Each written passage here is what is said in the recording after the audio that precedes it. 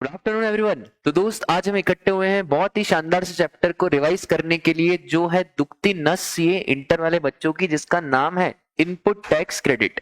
अब ये वाला जो चैप्टर है, इसका शॉर्ट क्वेश्चन तो नहीं आता है, बट जो आपका फर्स्ट मास्टर क्वेश्चन आता है 10 मार्क्स का, उस फर्स्ट मास्टर क्वेश्चन में आपको ये वाले क्वेश्चन का एडजस्टमेंट न दिखे, ऐसा हो नहीं सकता। तो सर, वीडियो के अंत तक बने रहना। उससे पहले वीडियो पे लाइक करो, इस वीडियो को ज्यादा से ज्यादा लोगों को शेयर करो, और भैया वो जो सब्सक्राइब का बटन है, उस सब्सक्राइब के बटन को फटाफट से क्लिक कर दो। तो चलो यार, शुरू करते हैं। सबसे पहले सर, ये इनपुट टैक्स क्रेडिट क्या होता है? देखो, नाम से समझ में आएगा, इनपुट पे जो टैक्स पे करा उसका क्रेडिट। तो जो भी हमने इनपुट के ऊपर टैक्स दिया, उसका आपको क्रेडिट मिल जाएगा। फॉर एग्जाम्पल, साहिल सर का कपड़े का व्यापार है और साहिल सर ने कृतिका को 15,000 रुपए के कपड़े सेल करे। अब जब ये 15,000 के कपड़े हमने सेल करे तो, हाँ जी, तो 15,000 के कपड़े सेल करे, इसके ऊपर 18% का जीएसटी है। 18% हो गया हमारा कितना? 1700, सॉरी 2700, 17,700। ये जो 2700 है, इसको बोला जाएगा आउटपुट टैक्स लाइबिलिटी। अब मैं भी तो किसी से कपड़े खरीदूंगा for the purpose of selling. तो साहिल सर ने छोटू से कपड़े खरीदे, और छोटू से कितने के खरीदे सर? 10,000 रुपए के खरीदे, और छोटू ने अपने बिल पे 18% जीएसटी लगाया। टोटल हो गया हमारा 11,800। अब सर, 2700 मेरी आउटपुट लाइबिलिटी है, और ये जो 15,000 है, इस 15,000 में 10,000 भी शामिल है। मतलब मैं ऐसा कहूं ना कि इस 15,000 में 10,000 प्लस 5,000 है, और ये 10,000 वही 10,000 है जो ऑलरेडी यहां पे मैंने परचेस करा था वो।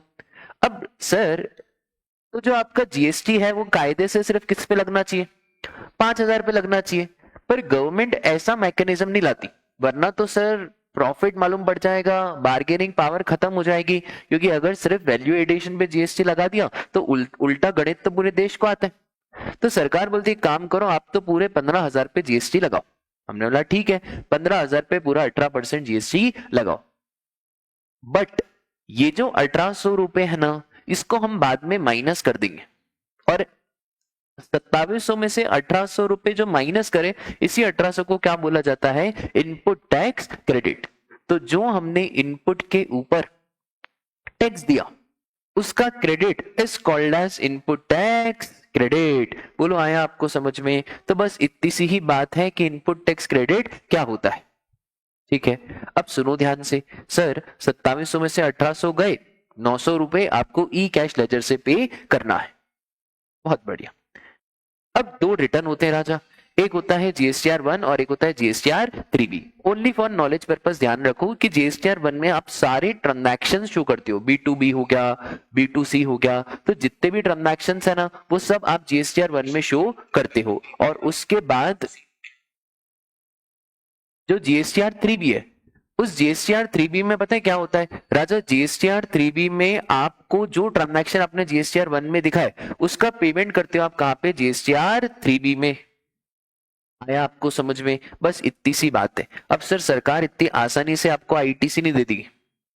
सरकार तरह तरह की कंडीशन डालेगी, और कंडीशंस के बाद ही आपको इनपुट टैक्स क्रेडिट का लाभ उठाने देगी। तो इस चैप्टर में हमको पढ़ना है कि आखिरकार वो कौन कौन सी कंडीशंस है जो सरकार ने इनपुट टैक्स क्रेडिट वाले चैप्टर में रखी है। फिर हमको ये भी पढ़ना है, क्या सरकार सारी कंडीशन फुलफिल करने के बाद भी, क्या कोई इनपुट टैक्स क्रेडिट ऐसा है जिसको सरकार ब्लॉक करती हो? तो सर, इस चैप्टर में हमको यही सारी चीजें पढ़नी है। ठीक है, तो यार देखो ध्यान से, इनपुट टैक्स क्रेडिट। अब सर, कुछ कुछ चीजें डेफिनेशन में इंपॉर्टेंट है, तो पहले मैं आपको वो बता दूं। सबसे पहले एग्जम्प्ट सप्लाई। एग्जम्प्ट सप्लाई में 3 सप्लाई आती है, निल रेटेड, होली एग्जम्प्टेड और नॉन टैक्सेबल। तो एग्जम्प्ट का मतलब, एक तो निल रेट ऑफ टैक्स, बहुत सारे गुड्स, आटा, मैदा, फिर फिश, इनके ऊपर सरकार ने निल रेट ऑफ टैक्स रखा हुआ है। बहुत सारे गुड्स को सरकार ने एग्जम्प्ट करा हुआ है टैक्स से। फॉर एग्जांपल, एडुकेशन सेक्टर हो गया, हॉस्पिटल सेक्टर हो गया, वो हमने पढ़ा था, याद है आपको? Notification number 12 2017।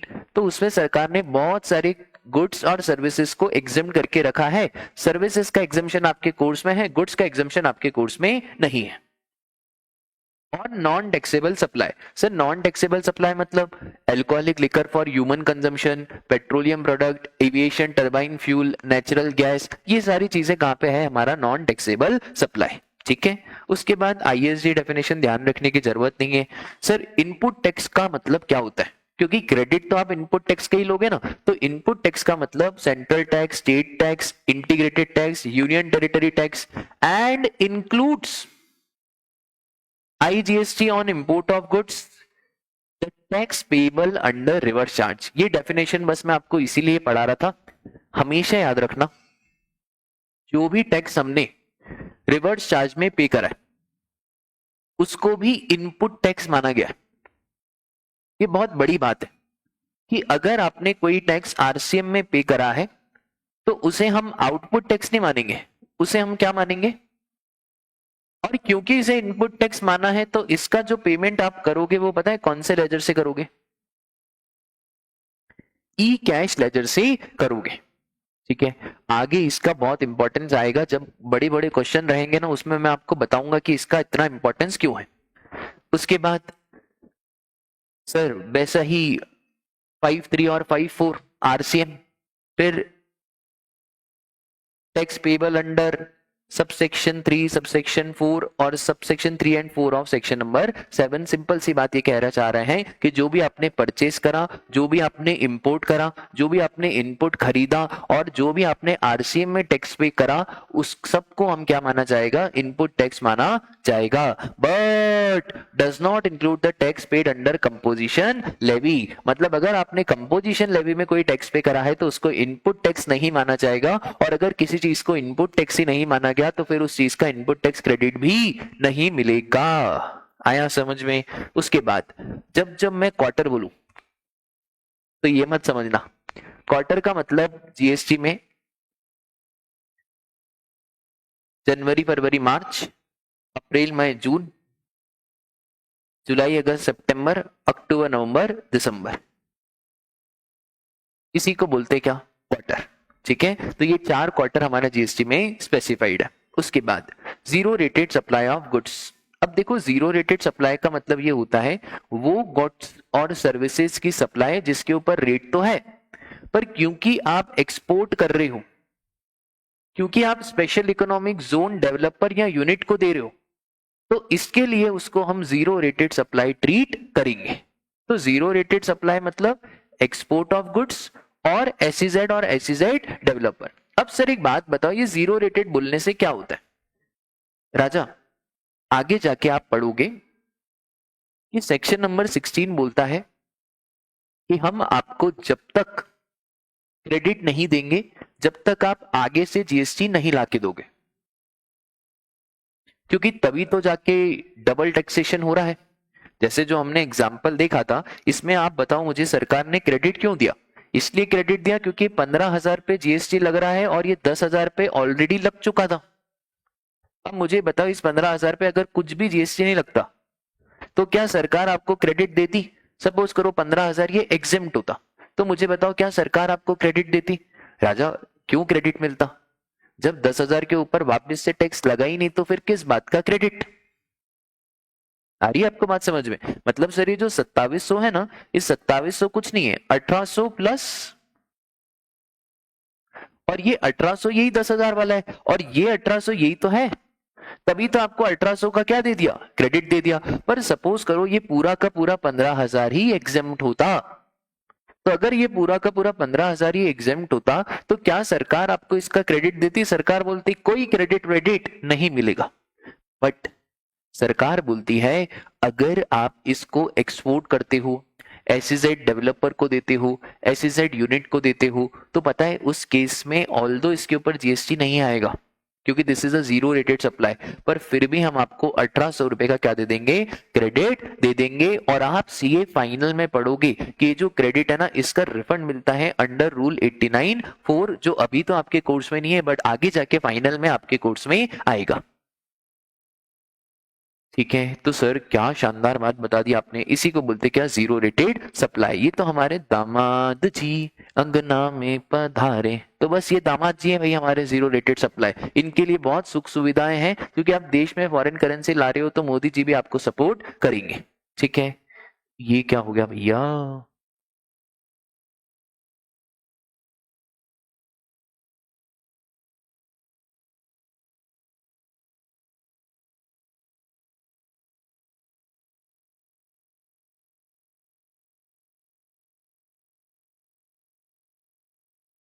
अरे कॉमेडी हो गई इसमें तो।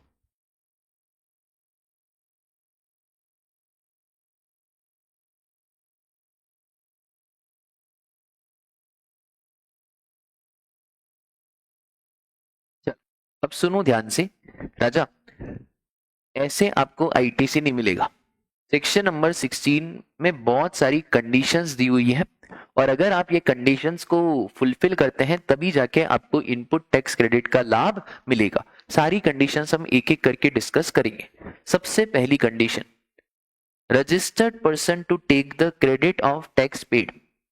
इसका मतलब है आपको तो इनपुट टैक्स क्रेडिट तभी दिया जाएगा जब आपके पास कौन सा नंबर होगा, जीएसटीएन नंबर होगा। इसका मतलब है सर अगर आप अनरजिस्टर्ड हो तो आपको कोई क्रेडिट नहीं मिलेगा। दूसरी बात, जो भी आपने गुड्स खरीदे हैं वो या तो यूज हो और intended to be used in the course और फर्दरेंस ऑफ बिजनेस। आपने या तो बिजनेस के लिए यूज कर लिया हो, बहुत बढ़िया, और अगर यूज नहीं करा, इंटेंशन टू यूज है, तो भी चलेगा, कोई दिक्कत की बात नहीं है। अब सर देखो ध्यान से कौन कौन सी कंडीशंस है क्रेडिट लेने के लिए। सबसे पहले, you should have valid tax invoice, debit note और प्रिस्क्राइब टैक्स पेइंग डॉक्यूमेंट। यहाँ पे साफ लिखा हुआ है tax invoice, bill of supply नहीं लिखा है। बिल ऑफ सप्लाई मतलब सर जो कंपोजिशन वाला इश्यू करता है उसे बोला जाता है बिल ऑफ सप्लाई। तो क्या बिल ऑफ सप्लाई के बेस पे आपको क्रेडिट मिलेगा? बिल ऑफ सप्लाई के बेस पे आपको क्रेडिट नहीं मिलेगा। अब इसी पॉइंट को थोड़ा सा मैं और डिस्कस करना चाह रहा हूं कि sir you should have a tax paying document.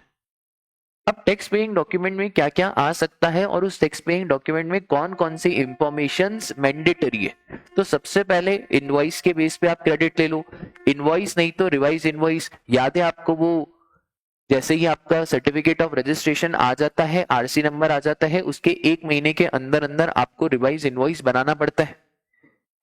उसके बाद इनवॉइस इशूड बाय रेसिपिएंट, अगर रिवर्स चार्ज का मामला है, 9(4) का रिवर्स चार्ज है, अनरजिस्टर्ड से रजिस्टर्ड के केस में ट्रांजैक्शन हो रहा है, तो भैया यहाँ पे जो सेल्फ इनवॉइसिंग रेसिपिएंट करेगा उसके बेस पे भी आपको क्या मिल जाएगा, क्रेडिट मिल जाएगा। Debit note issued by supplier, bill of entry as prescribed under custom और any document issued by input service distributor. ये आईएसडी का कॉन्सेप्ट अभी आपके लिए रेलेवेंट नहीं है, बट सिर्फ इतना सा समझो राजा, आईएसडी क्या होता है ना, एक ऐसा हेड ऑफिस जो अपनी ब्रांच ऑफिसेस को आईटीसी डिस्ट्रीब्यूट करता है। देखो जब बड़े लेवल पे काम होता है ना तो सारी बिलिंग एचओ के नाम पे होती है। अब बिलिंग एचओ के नाम पे हुई पर आईटीसी एचओ नहीं लेगा, आईटीसी कौन लेगा, ब्रांच ऑफिस। तो ये जो एचओ है ना इसको आईटीसी बांटना पड़ता है, इसलिए इस एचओ को एक स्पेशल रजिस्ट्रेशन लेना रहता है as a input service distributor. ठीक है, ताकि ये आईटीसी अपने ब्रांच ऑफिस को डिस्ट्रीब्यूट कर पाए। सिंपल। अब सर ये जो ऊपर वाले डॉक्यूमेंट है इसमें क्या क्या चीजें होनी चाहिए। सबसे पहले, amount of tax charge, you have to specifically write how much tax is charged.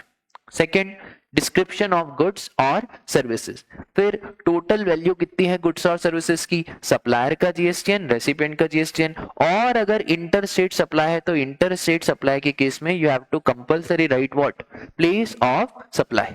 ठीक है, ये सारे डॉक्यूमेंट्स जो ऊपर हैं इनमें ये सारी डिटेल्स होनी चाहिए। अगर सर डिटेल्स मिसिंग है तो भले आपका टैक्स पेइंग डॉक्यूमेंट होगा पर आपको आईटीसी नहीं मिलेगा। ठीक है, ये ध्यान रखना। अच्छा, एग्जाम में ना एक क्वेश्चन बार बार आता है, ई इनवॉइस है और वो बोलते हैं कि इसमें सिग्नेचर नहीं है। ई इनवॉइस है, चलेगा, सिग्नेचर विग्नेचर की कोई जरूरत नहीं होती है। तो ई invoice is a valid invoice. ये एग्जाम का फेवरेट क्वेश्चन है, आईटीसी में कभी कभार वो पूछ लेते हैं, ठीक है। तो ये ध्यान रखना, ई इनवॉइस है, वैलिड इनवॉइस है, कोई दिक्कत की बात नहीं है, ठीक है। आगे सर बहुत ही सिंपल सा पॉइंट, मतलब इंपॉर्टेंट पॉइंट है। देखो अब क्या होता है, सुनना ध्यान से सुनना।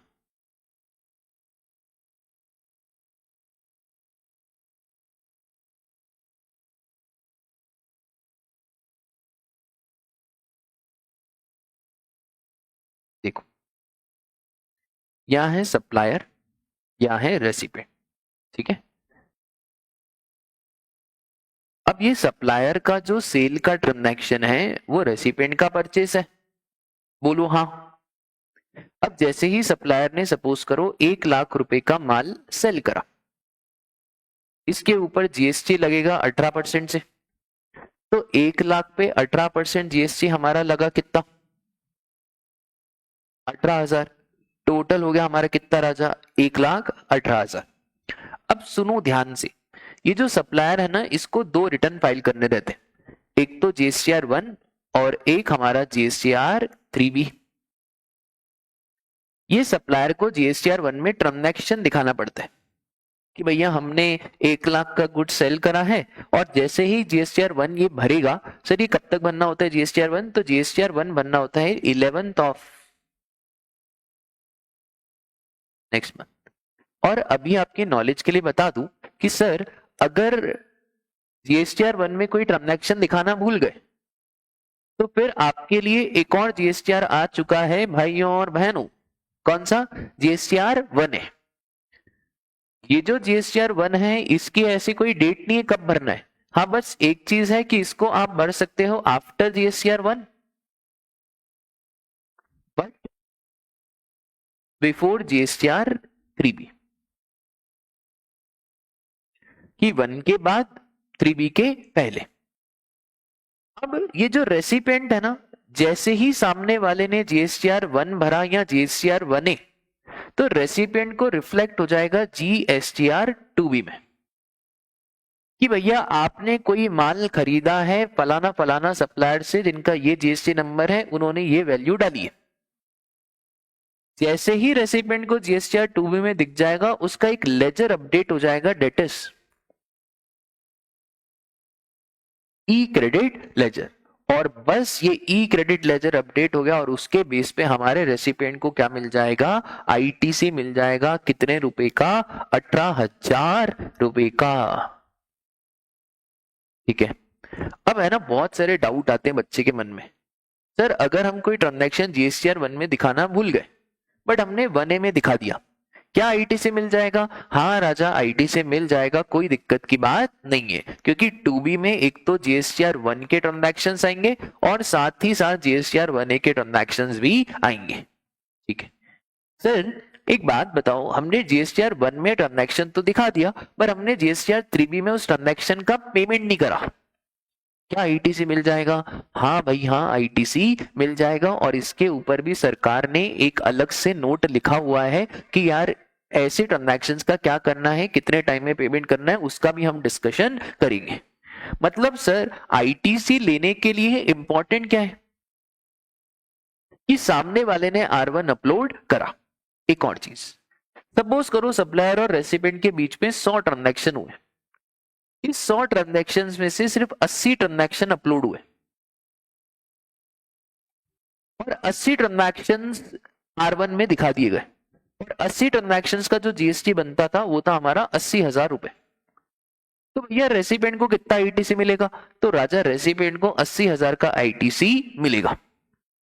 सर ये जो 20 ट्रांजैक्शंस हैं जिनके ऊपर जीएसटी 20,000 का बनता था, वो अगर रेसिपिएंट ने, वो अगर सप्लायर ने अपलोड नहीं करे, तो अगर सप्लायर ने अपलोड नहीं करे तो रेसिपिएंट को आईटीसी नहीं मिलेगा। सर बाद में अपलोड करे, तो अगर बाद में अपलोड करे तो फिर आपको बाद में आईटीसी मिल जाएगा, कोई घबराने की बात नहीं है। डन क्या क्लास? तो बस इतनी सी बात ही है जो मैं आपको सिखाना चाह रहा था कि sir details of invoice debit note to be uploaded by supplier in GSTR 1 और जीएसटीआर 1A और यूजिंग आईएफएफ। ये क्या है सर? आईएफएफ एक स्कीम आती है राजा, QRMP quarterly return monthly payment. उसमें आपको जीएसटीआर 1 भरने की जरूरत नहीं है, उसमें आप आईएफएफ फैसिलिटी का यूज कर सकते हैं। IFF is invoice furnishing facility, जहां पे आपको ऑप्शन दिया जाता है कि आप 50 लाख रुपए तक के इनवॉइस एक महीने में अपलोड कर सकते हैं। ठीक है, तो आप आईएफएफ में अपलोड करा तो भी सामने वाले को आईटीसी मिल जाएगा। Done class? बस इतनी सी बात है। देखो इसके ऊपर है ना एक इंस्टीट्यूट का बहुत अच्छा क्वेश्चन भी है।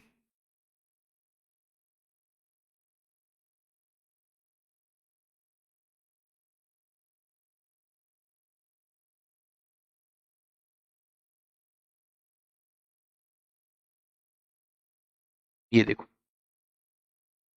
Vijay Sales, a registered supplier, receives 100 invoices for inward supply involving GST of rupees 10 lakh from various supplier. Out of 100 invoices, details of 80 invoices involving GST of 6 lakhs have been furnished by supplier in their respective GSTR 1 filed on the prescribed due date and are reflected in GSTR 2B. There was no amendment made in GSTR 1 using GSTR 1A. मतलब sir GSTR 1 में कितने के transaction दिखा दिए राजा? 6 लाख रुपए के दिखा दिए। तो अगर 6 लाख रुपए के सामने वाले ट्रांजैक्शन दिखाएं, आपको 2B में 6 लाख का आईटीसी दिख रहा होगा, 2B में 6 लाख का आईटीसी ले लेना। सर एक बात बताओ, वो 4 लाख का आईटीसी अभी आपको नहीं मिलेगा। जैसे ही हमारा सप्लायर 4 लाख का शो कर देगा ट्रांजैक्शन उसके जीएसटीआर 1 में, तो हमको इस 4 लाख का भी आईटीसी मिल जाएगा। बस इतना सा पॉइंट है। ठीक है, बहुत बढ़िया। उसके बाद सेकेंड पॉइंट ये बोलते हैं कि tax on such supply has been paid.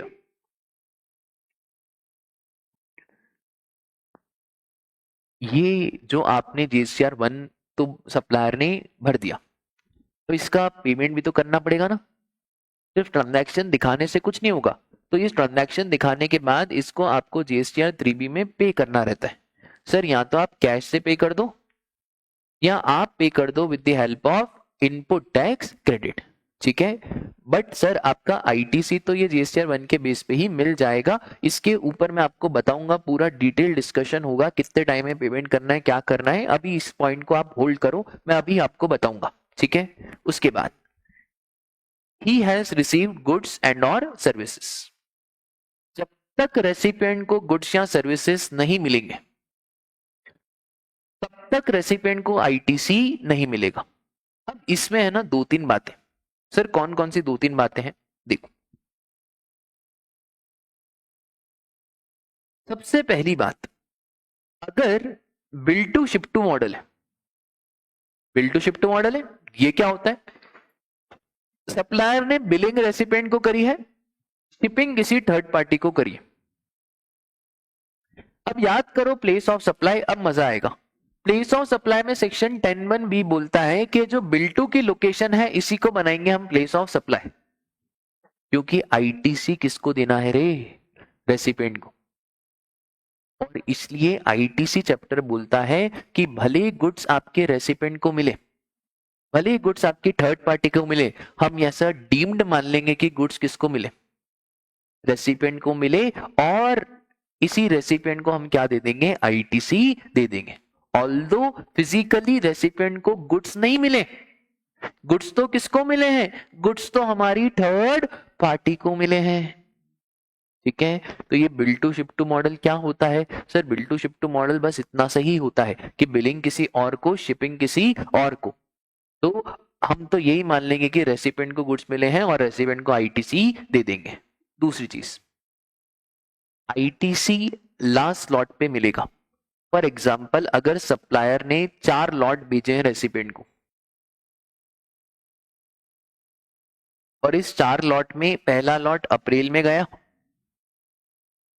फिर मई में गया, फिर जून में गया, और आखिरी लॉट 28 जुलाई को गया, तो लॉ मेकर बोलता है डियर सप्लायर, आपके ऊपर जीएसटी टाइम ऑफ सप्लाई से निकालेंगे। और टाइम ऑफ सप्लाई चैप्टर में बच्चा बच्चा जानता है, क्या जानता है बच्चा बच्चा कि सर या तो आप पकड़ो कौन सी डेट, इनवॉइस डेट या last date to issue invoice, whichever is earlier. और आपको मालूम है आपने last date to issue invoice क्या होता है, तो जैसे ही आपके गुड्स फैक्ट्री से रिमूव हो गए तो जो रिमूवल डेट होती है वही होती है हमारी last date to issue the invoice. तो लॉ मेकर बहुत शाना है, सप्लायर से तो पूरा जीएसटी ले लेगा पहले लॉट पे ही, रेसिपिएंट को आईटीसी पता है कब देगा, जब रेसिपिएंट को आखिरी लॉट मिलेगा, दैट इज 28 जुलाई। सर ऐसा प्रपोर्शनेट नहीं चलता, सॉरी माय डियर फ्रेंड्स, ऐसा यहाँ पे प्रपोर्शनेट नहीं चलता है। यहाँ पे आईटीसी मिलेगा तो पूरा मिलेगा, प्रपोर्शनेट बेसिस पे आईटीसी का कोई नियम कायदा कानून नहीं है। और पूरा आईटीसी कब मिलेगा, 28 जुलाई को मिलेगा। ठीक है, बस इतनी सी बात, आ जाओ आगे।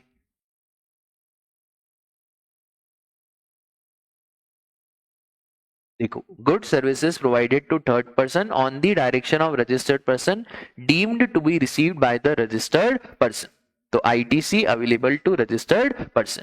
उसके बाद details of ITC communicated to registered person under section 38 not restricted. अभी ये सेक्शन नोटिफाइड तो नहीं है, बट मैं आपको फिर भी इस सेक्शन का रेफरेंस बता देता हूं कि ये क्या बोलना चाह रहा है। देखो, इन्होंने ये तो बड़ा अच्छे से बोल दिया कि यार सामने वाले को जैसे 2B में दिखेगा तो हम आपको आईटीसी दे देंगे। अब देखो 2B में भी ना दो कॉलम बनाने इन्होंने, एक रिस्ट्रिक्टेड और अनरिस्ट्रिक्टेड। ये रिस्ट्रिक्टेड अनरिस्ट्रिक्टेड क्या है, बड़ा ही सिंपल, कुछ कुछ आईटीसी तो हम आपको यूं ही दे देंगे जिसपे हम कोई कंडीशन नहीं लगाएंगे, बट कुछ कुछ आईटीसी में हम उसको पटक देंगे कौन से कॉलम में, रिस्ट्रिक्टेड। इसका मतलब यह है कि भले आपने सारी कंडीशन फुलफिल करी हो, अगर हमको थोड़ा सा भी शक जा रहा है, और कौन कौन से केसेस में शक जाएगा वो सरकार ने बता के रखा है अंडर सेक्शन 38। तो अगर थोड़ा सा भी शक जाएगा तो सरकार आपके आईटीसी को कहां पटक देगी, रिस्ट्रिक्टेड में। सर ये तो मतलब बहुत जागती है रेसिपिएंट के साथ, हाँ जागती तो है, इसलिए अभी सेक्शन 38 को इतना सीरियसली नहीं लिया जाता है। पर अगर फुल इफेक्ट में सेक्शन 38 आ गया तो हो सकता है फिर वापस से जितने भी हमारे क्लाइंट लोग हैं उनको बड़ा दुख दर्द पीड़ा सहन करनी पड़ेगी, क्योंकि ये क्या दादागिरी है कि जब हमने सारी कंडीशन फुलफिल करी तो चुप्पे चाप आईटीसी दो ना, जब 2B में दिख रहा है तो उसके बाद भी आप 2B को दो बाइफरकेशन कर रहे हो, रिस्ट्रिक्टेड अलग अनरिस्ट्रिक्टेड अलग। इसका मतलब तो यह है कि प्रॉपर ऑफिसर चाहे तो मन मर्जी से आईटीसी को कहां डाल देगा। ठीक है, तो सर ये तो बहुत खतरनाक कंडीशन है। हाँ राजा, है तो बहुत खतरनाक कंडीशन, देखते हैं आगे आगे होता है क्या। हमारे जीएसटी तो वैसे ही लॉ ग्रोइंग स्टेज में ही है, हर 2-3 महीने में कुछ नया आता ही है, तो देखेंगे आगे क्या होता है। सर एक बात बताओ ना, सेक्शन 38 में क्या लिखा हुआ है। हाँ राजा सुन, सेक्शन 38 में क्या लिखा हुआ है, देखो, details of ITC not restricted.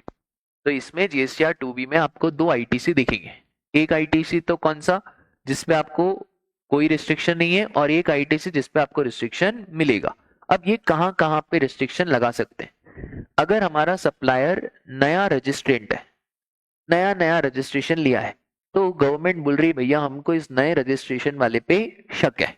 अब मुझे एक बात बताओ, इन्होंने बोला कि भैया specified period of taking the registration will be prescribe. अभी इन्होंने बताया नहीं कि नया रजिस्ट्रेशन किसको बोलेंगे, कल को सरकार ये लेके भी आ गई ना, और इन्होंने बता दिया कि चलो 6 महीने तक रजिस्ट्रेशन को नया रजिस्ट्रेशन मानेंगे,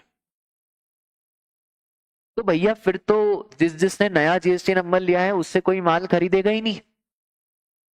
मतलब सरकार खुद ही अपने चंगुल में फंस गई, मतलब सरकार चाह ही नहीं रही है कि लोग नया जीएसटी नंबर लें, और फिर बेचारा आम आदमी तो सोचेगा कि हमको जीएसटी लेने का कोई मतलब ही नहीं है, क्योंकि अगर कोई हमसे गुड्स ले रहा है तो सरकार उसका आईटीसी क्या कर रही है, रिस्ट्रिक्ट कर रही है। तो भैया who is the new registrant पर अभी तक ये तारीख बताई नहीं है। फिर हुआ है defaulted in payment of tax for a prescribe period, ये भी इन्होंने बताया नहीं, बट प्रिस्क्राइब पीरियड का मतलब फॉर 6 मंथ, ठीक है, अभी ऐसा नोटिफाई नहीं हुआ है पर मुझे मालूम है कि इसमें क्या नोटिफाई होगा। तो अगर आपने टैक्स ही पे नहीं करा, 3B ही पे नहीं करा, फिर जीएसटीआर 1 और जीएसटीआर 3B में मिसमैच है, तो आगे जाके दो रूल आएंगे, एक तो रूल 88C और एक राजा रूल 88D। ये रूल 88C बोलता है कि आपका जीएसटीआर 1 वर्सेस जीएसटीआर 3B में मिसमैच है, कि आपने 1 में तो ज्यादा लाइबिलिटी बताई पर जब आपने 3B में पे करा तो कम पे करा। और वैसे ही रूल 88D ऐसा बोलता है कि आपका जो जीएसटीआर 2B है उसमें तो कम आईटीसी दिख रहा है, पर जो आपने जीएसटीआर 3B में लेके रखा है वो ज्यादा लेके रखा है।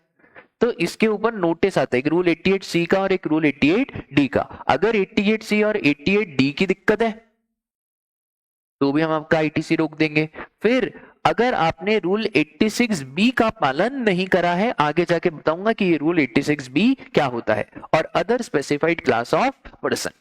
ठीक है, यहां सरकार आपके आईटीसी को रिस्ट्रिक्ट मार देगी। ठीक है सर, अगला पॉइंट, हमारे रेसिपिएंट ने रिटर्न फाइल कर दिया हो, क्योंकि जब तक रेसिपिएंट हमारा जीएसटीआर 3B फाइल नहीं करेगा तो उसको आईटीसी कैसे मिलेगा, सिंपल सी बात। चलो अब आगे आ जाओ। No ITC on the tax paid towards demands involving fraud. अगर आपने कोई भी टैक्स पे करा है on account of any fraud, wilful misstatement और सप्रेशन ऑफ फैक्ट्स, इसका आईटीसी आपको नहीं मिलेगा। ठीक है, कोई पुरानी डिमांड है, फ्रॉड के चक्कर में आ गई है और उसके ऊपर आपने टैक्स पे करा, उसका आईटीसी आप भूल जाओ, आपको कोई आईटीसी नहीं मिलेगा। इसलिए मैं पहले बोलता हूँ रिटर्न विटर्न सब ढंग से दिखाया करो, वरना बाद में आईटीसी का भी नुकसान हो जाता है। क्योंकि देखो यार, जीएसटी जो है वो अल्टीमेटली तो कंज्यूमर से लेने का है, तो उसका बर्डन एक बिजनेसमैन क्यों बियर करे। पर बहुत बार बिजनेसमैन चोरी करता है, फ्रॉड करता है, बाद में नोटिस आते हैं, फिर टैक्स पे करता है और फिर बोलता है इसका आईटीसी दो, तो सरकार बोलती है भूल जाओ भाई, अब आपको इसका आईटीसी नहीं मिलेगा। ठीक है सर, और क्या कंडीशंस है, रुक जाओ, ये अभी 2-3 कंडीशंस मैं आपको बता रहा हूं, पहले अपन सिंपल सिंपल कंडीशन कर ले बेटा। अगली जो कंडीशन है वो है depreciation. If depreciation claimed on tax component, then ITC shall not be allowed. Sir ये क्या पिक्चर है, देखो ध्यान से। सपोज करो राजा, मैंने कोई कैपिटल गुड्स खरीदा और ये जो कैपिटल गुड्स है ये मैंने 10 लाख रुपए का बाय करा। इस 10 लाख के ऊपर 18% का जीएसटी है, कितना हो गया, 1,80,000। टोटल हो गया कितना, 11,80,000। अब सबसे पहले तो मैं आ जाऊं अपने इनकम टैक्स एक्ट के ऊपर। अगर इनकम टैक्स एक्ट में as per section 32 that is depreciation, अगर मैंने डेप्रिसिएशन क्लेम करा है 11,80,000 पे, तो फिर जीएसटी वाले बोलते हैं कि हम आपको इसका आईटीसी नहीं देंगे। पर अगर आपने इनकम टैक्स एक्ट में डेप्रिसिएशन क्लेम करा है 10 लाख पे, दैट इज आपने वो जो टैक्स कंपोनेंट है, वो जो जीएसटी का कंपोनेंट है, उसके ऊपर आपने डेप्रिसिएशन क्लेम नहीं करा है, तो जीएसटी वाले बोलते हैं कोई दिक्कत की बात नहीं है, आपको आईटीसी दे देंगे। इसका मतलब है सर क्या डेप्रिसिएशन और आईटीसी दोनों भी मिल सकते हैं क्या?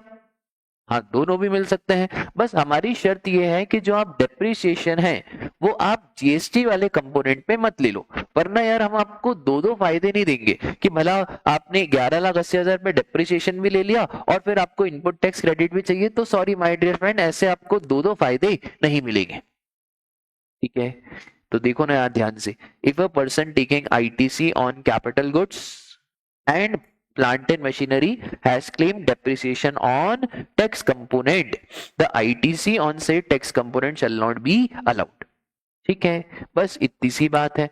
अब आ जाओ भैया थोड़ी सी ट्रिकी बात करें, कोई दिक्कत नहीं है, सारी ट्रिकी बात सब कर लोगे आप, ऐसे ही बहुत समझदार हो, आपको क्या ट्रिकी बात। ठीक है, अब सुनो ध्यान से, बिल्कुल ध्यान से, है ना।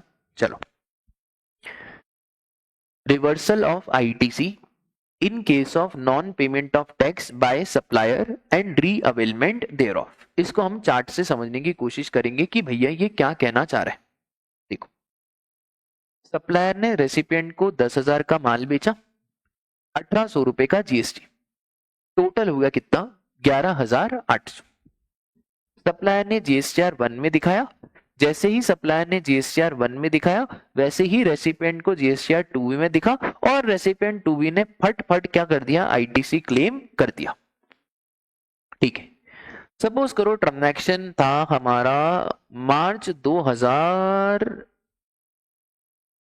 का, ले रहने दो, मार्च 2023 से रहने दो, ट्रांजैक्शन से क्या लेना देना, डेट से कोई लेना देना है नहीं, फाइनेंशियल ईयर 22-23 का। ठीक है, अब ये जो जीएसटीआर 1 है ये कब तक चले जाना चाहिए, ये चले जाना चाहिए आपका 11 अप्रैल 2023, क्योंकि मार्च का ट्रांजैक्शन है तो मार्च अगले महीने की 11 तारीख को जीएसटीआर 1 चला जाना चाहिए। तो ये 11 अप्रैल 2023 को जीएसटीआर 1 गया, वैसे ही हमारे रेसिपिएंट क्या ले लेगा, आईटीसी ले लेगा। अब लॉ मेकर बोलता है कि आपने 1 तो फाइल कर दिया बट आपने 3 भी तो फाइल करा नहीं, अप्रैल में नहीं करा, मई में नहीं करा, जून में नहीं करा। तो है ना, लॉ मेकर ने एक लास्ट डेट दी, बोले यार हम वेट तो करेंगे पर इतना वेट नहीं करेंगे, हम आपके लिए वेट करेंगे कब तक, 30 सितंबर ऑफ नेक्स्ट फाइनेंशियल ईयर। आपका ट्रांजैक्शन था 22-23 का, नेक्स्ट फाइनेंशियल ईयर आता है 23-24, तो हम 30 सितंबर 2023 तक वेट करेंगे। अगर आपने 30 सितंबर 2023 तक ये वाले ट्रांजैक्शन का जो जीएसटी बनता है वो अगर आपने पे नहीं करा तो जो रेसिपिएंट है उसको आईटीसी रिवर्स करना पड़ेगा। रेसिपिएंट ने बोला साहब मेरी क्या गलती है, मैंने तो सप्लायर को पूरे पैसे दिए। हमने बोला देख यार रेसिपिएंट, हम कुछ कर नहीं सकते, we are government of India, अब सप्लायर नहीं दे रहा है तो तू सप्लायर को फोर्स कर कि भैया दे जीएसटी का पैसा। पर फिर भी रेसिपिएंट तो इतना बोल रहा है तो तेरे को हम एक ऑप्शन देते हैं, तू 2 महीने बाद आईटीसी रिवर्स कर देना। मतलब 30 सितंबर 2023 तक इसने अपना रिटर्न नहीं भरा तो रेसिपिएंट तेरे को हम पता है क्या बोल रहे हैं, तो 30 नवंबर तक आईटीसी रिवर्स कर लेना, और अगर तूने 30 नवंबर तक आईटीसी रिवर्स कर लिया ना, हम तेरे से इंटरेस्ट भी नहीं लेंगे। ये तो फायदा हुआ ना रेसिपिएंट का कि बेटा रेसिपिएंट अगर तूने 30 नवंबर तक कर लिया तो हम तेरे से क्या भी नहीं लेंगे, हम तेरे से इंटरेस्ट भी नहीं लेंगे। बहुत बढ़िया। सर एक बात बताओ, अगर सब्सिक्वेंटली सप्लायर ने 1800 का जीएसटी पे कर दिया तो फिर रेसिपिएंट हमारा आईटीसी क्या कर देगा, री अवेल कर देगा। ठीक है, तो देखो इतना सा ही पॉइंट है। और सर ये रिवर्सल ऑफ आईटीसी, और आपको पहले ही बता दूं ये जो रीअवेलमेंट है ना, इसमें लास्ट डेट ऑफ आईटीसी के टाइम लिमिट भी नहीं लगेगी। एक आईटीसी क्लेम करने की लास्ट डेट होती है, तो ये रीअवेलमेंट में वाली डेट भी रेलेवेंट नहीं है। तो देखो ध्यान से, if the tax payable corresponding to such ITC is not paid by supplier to the government, ITC shall be reversed by the said person along with applicable interest. A registered person can avail ITC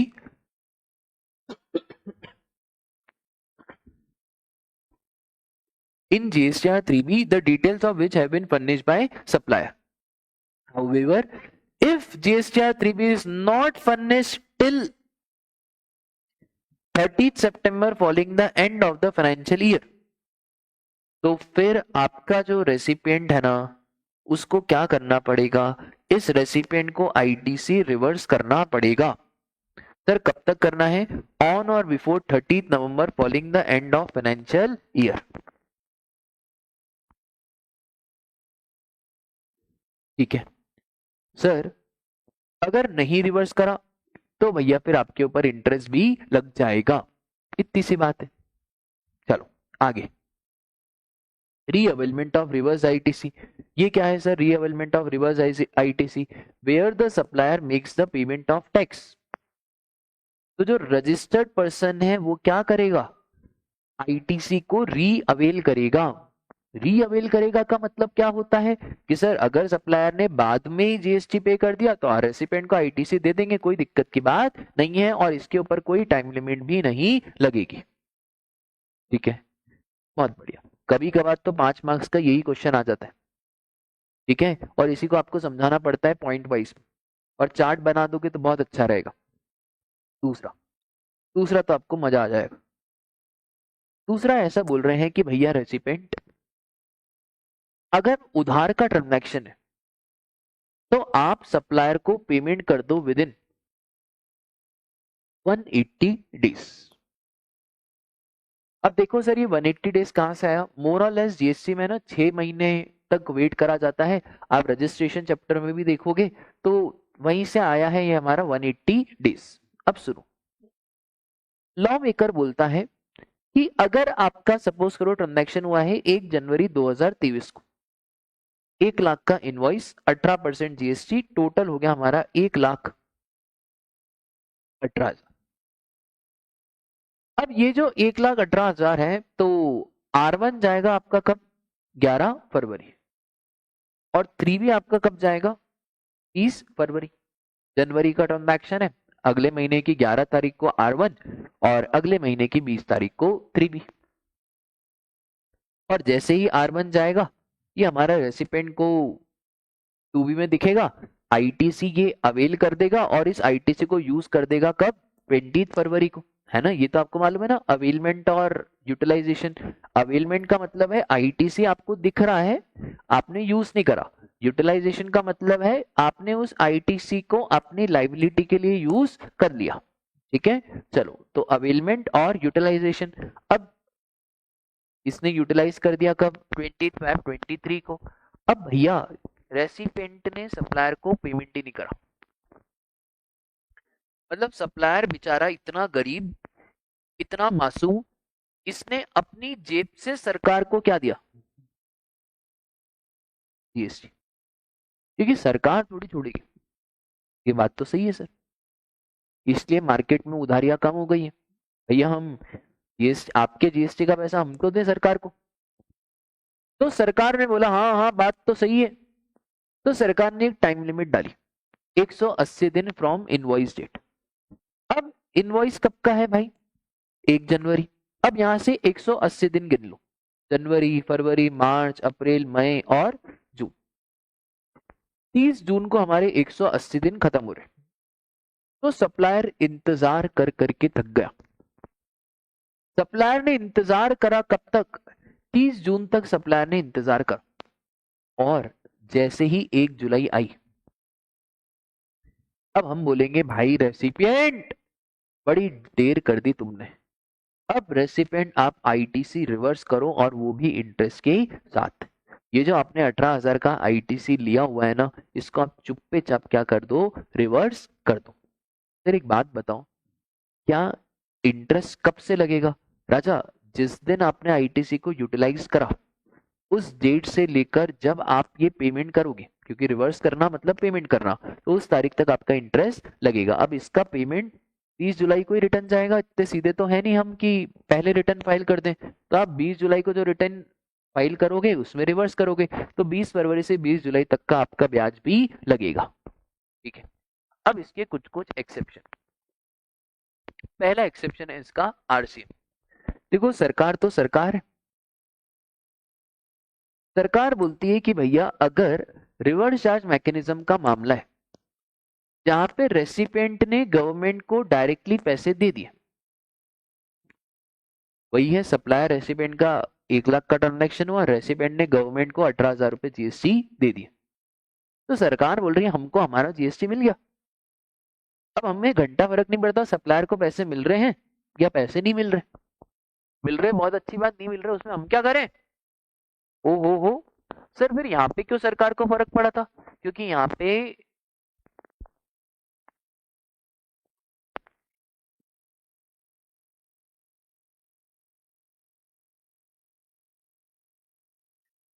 राजा इसलिए फर्क पड़ा था सरकार को, क्योंकि यहाँ पे सरकार का भी तो पैसा था ना, तो सरकार कितनी शानी है, यहाँ पे 1,18,000 में सरकार के भी 18,000 थे, और यहाँ पे सरकार का एक भी रुपया नहीं है, इसलिए सरकार ने बोला हमें कोई मतलब नहीं है सप्लायर तुम्हें पैसे मिले या ना मिले, हमें हमारा जीएसटी मिल गया, बाकी हमें कोई दिक्कत की बात नहीं है। तो ये याद रखना, आरसीएम में 180 दिन वाली लिमिट नहीं देखनी। तो हम आरसीएम के ऊपर थे राजा, तो आरसीएम वाली बात हमने देखी थी कि सर अगर डायरेक्टली आरसीएम है तो उस केस में आपको 180 दिन वाली लिमिट देखने की जरूरत नहीं है, क्योंकि आरसीएम में सरकार ने बहुत हाइट ऑफ सेल्फिशनेस कर दी। आरसीएम में रेसिपिएंट डायरेक्टली गवर्नमेंट को दे देता है जीएसटी का पैसा, तो सरकार बोलती है सप्लायर को पैसा मिले या ना मिले उससे हमको कोई फर्क नहीं पड़ता। उसके बाद शेड्यूल 1 का कोई ट्रांजैक्शन है तो भैया शेड्यूल 1 के ट्रांजैक्शन में कंसिडरेशन ही नहीं होता, तो कंसिडरेशन पेमेंट की तो बात ही नहीं होगी।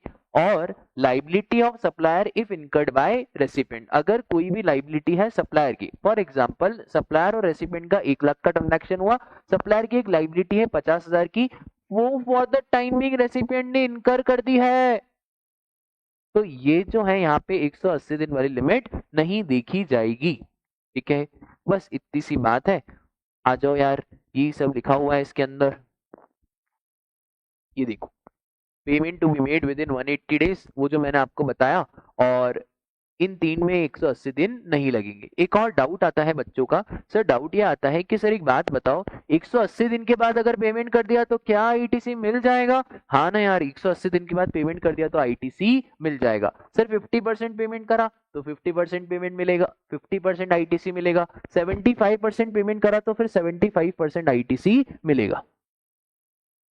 ठीक है, बोलो कोई दिक्कत तो नहीं है, बस इतनी सी बात। अब आगे आ जाओ सर, आगे वाली जो बात है वो है last date to claim ITC. क्या कोई लास्ट डेट है आईटीसी क्लेम करने की? हाँ, तो लास्ट डेट देखो क्या है, 30 नवंबर of the succeeding financial year और date of filing of annual return whichever is earlier. मतलब आप मैक्सिमम इस तारीख तक आईटीसी क्लेम कर सकते हो, इसके बाद आपको आईटीसी नहीं मिलेगा। तो एक तो हो गया 30 नवंबर, और फॉर एग्जाम्पल अगर मेरा ट्रांजैक्शन है सपोज करो 23 फरवरी का, और 23 फरवरी का ट्रांजैक्शन है, फाइनेंशियल ईयर है 23-24, तो मैं इस इनवॉइस का आईटीसी कब तक ले सकता हूँ? तो 30 November of succeeding financial year, succeeding financial year मतलब 24-25, तो 24-25 का 30 नवंबर, 30 नवंबर 2024, और date of filing of annual return, due date नहीं, डेट ऑफ फाइलिंग, कब हमने एनुअल रिटर्न फाइल करा। तो सपोज करो अगर आपने 31 दिसंबर को एनुअल रिटर्न फाइल करा तो लास्ट डेट होती है, तो 31 दिसंबर, तो दोनों में से whichever is earlier date is 30 November 2024। ठीक है, however in case of debit notes, date of issuance of debit note is important, very very important point from exam point of view. ये ऐसा बोलते हैं कि भैया अगर मामला डेबिट नोट का है तो डेबिट नोट को अलग माना जाएगा और इनवॉइस को अलग माना जाएगा, डेबिट नोट और इनवॉइस को मत करना। ठीक है, तो ये ध्यान रखना, डेबिट नोट अलग है, इनवॉइस अलग है। हेलो, ठीक है, तो यार सुनो ध्यान से, अगर कभी एग्जाम में डेबिट नोट की डेट दे दी तो उस डेबिट नोट की डेट को आपको अलग ही मानना है।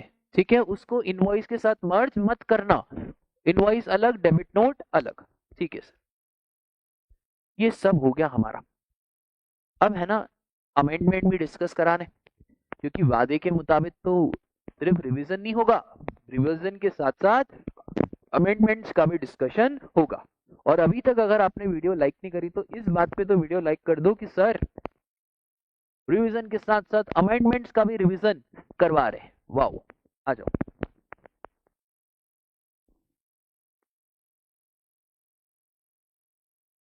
देखो, एक नया सेक्शन आया है 16 सबसेक्शन 6, एग्जाम में आने के चांसेस बनते तो हैं एमसीक्यू में, पर देखते हैं हम इंस्टीट्यूट इतना टफ पूछता है क्या। देखो ये क्या बोलता है, where the registration of registered person is cancelled under section 29 and subsequently the cancellation is revoked either under section 30 or an order of an appellate authority। अब सर आईटीसी आप कब तक ले सकते हैं, पहले आप ट्रांजैक्शन को समझो कि क्या कहना चाह रहे हैं। सपोज करो हमारा जो जीएसटी नंबर है वो 1 अप्रैल को कैंसिल हो गया,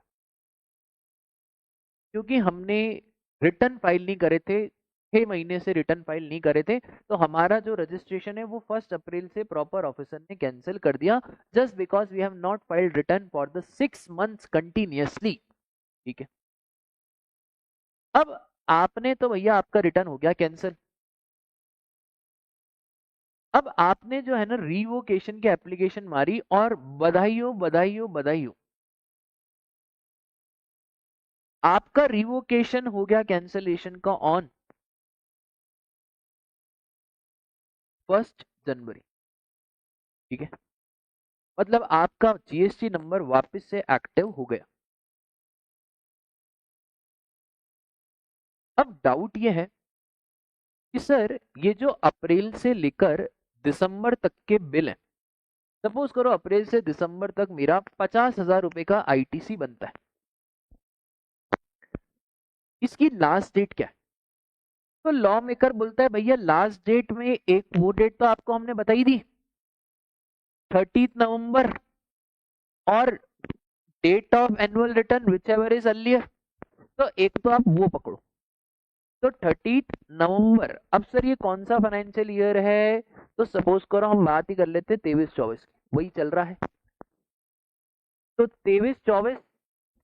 चलो हम बात कर रहे थे कौन सी सेक्शन की, जो नया सेक्शन आया है। अब सुनो ध्यान से, अब registration has been cancelled and subsequently revoked. तो अब सुनो ध्यान से, क्या सर इसका भी आईटीसी लिया जा सकता है? फॉर एग्जांपल मेरा रजिस्ट्रेशन 1 अप्रैल को कैंसिल हो गया और रिवोकेशन आया 1 जनवरी को, अब अप्रैल से दिसंबर तक का 50,000 रुपए का आईटीसी बनता है। अब मैं कौन सी डेट तक आईटीसी ले सकता हूं? सबसे पहले तो आपको 30th डे ऑफ नवंबर तक वेट करना है। ये वही बात जो लास्ट डेट ऑफ आईटीसी है। देखो मैंने अभी आपको बताया था लास्ट डेट ऑफ आईटीसी क्या है, तो last date of ITC is 30th November of the next financial year और date of filing of annual return whichever is earlier. तो ये डेट तो है ही, इसका मतलब है सर 30 नवंबर 2025 और date of filing of annual return, assuming कि मैंने ड्यू डेट पे ही फाइल करा, तो दोनों में से विच एवर इज अर्लियर। दूसरा point, for the period from the date of cancellation of registration that is 1 April till the date of order of revocation that is 1 April से कहां तक, 1 जनवरी, where the return is filed within 30 days from the date of order of revocation of cancellation whichever is later। तो इसका मतलब है sir 1 जनवरी से लगा के आपको कितने दिन और गिन लेने हैं, 30 जनवरी तक गिन लेने हैं, और शर्त यह है कि 30 जनवरी तक आप क्या फाइल कर दो, सारे पुराने रिटर्न आप बिल्कुल अप टू डेट फाइल कर दो। तो इन दोनों में से विच एवर इज लेटर तक आपको आईटीसी मिल जाएगा, कोई दिक्कत की बात नहीं है। ठीक है, इसका मतलब है भैया रजिस्ट्रेशन कैंसिल हो गया, 6 महीने के बाद रिवोकेशन हुआ, कोई घबराने की बात नहीं है, उसका भी आपको आईटीसी मिल जाएगा। बस शर्त यह है रिवोकेशन के 30 दिन के अंदर अंदर सारे रिटर्न फाइल कर देना। ठीक है, और कभी कभार अगर बहुत लेट हो गई तो भी भाई रिवोकेशन के 30 दिन के बाद रिटर्न फाइल कर देना, और ये अगर तारीख निकल भी गई तो भी आपको आईटीसी मिल जाएगा, क्योंकि यहाँ पे क्या है, विच एवर इज लेटर। बोलो माता रानी की जय। ठीक है, तो ये वाला अमेंडमेंट हमने अमेंडमेंट वाली क्लास में डिस्कस नहीं करा था, क्योंकि मुझे इतना इंपॉर्टेंट नहीं लगा था और अभी भी नहीं लग रहा है, पर फिर भी कभी आ जाए तो आपका हो जाएगा, टेंशन न लो। ठीक है, आ जाओ सर, आगे आ जाओ। चलो, अब है section number 17, very very important यार, और इसमें 17 सबसेक्शन 5 ब्लॉक्ड क्रेडिट तो इतना इंपॉर्टेंट है, मैं आपको क्या बताऊं। सेक्शन 17 बात करता है अपॉर्चुनमेंट ऑफ क्रेडिट। अगर आपने गुड्स और सर्विसेज पार्टली बिजनेस पर्पस के लिए यूज करे हैं और पार्टली नॉन बिजनेस पर्पस के लिए यूज करें,